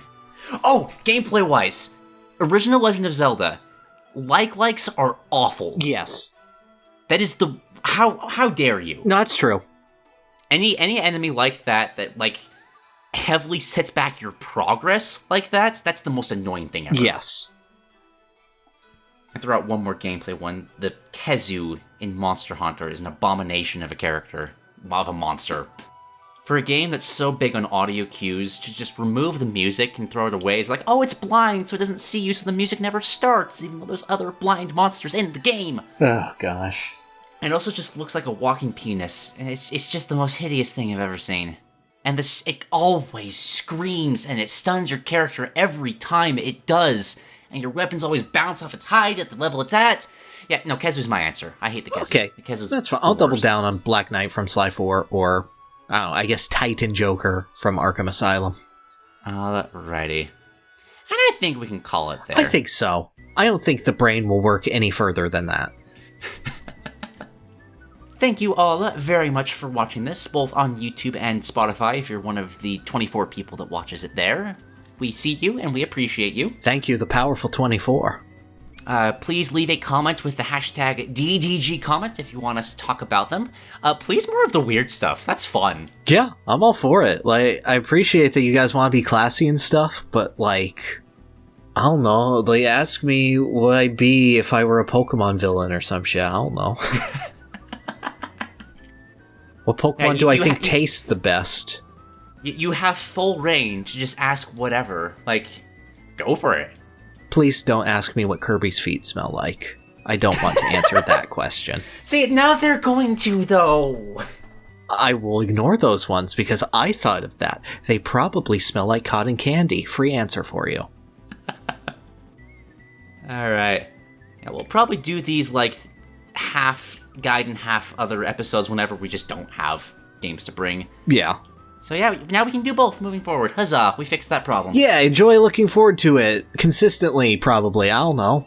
Maybe. At least once a year. Yeah. Right, and with that, I shall see you all later. Yep. See you for the half January episode, I guess. Yep, thank you. We'll get the February one out faster. Adios, friendos.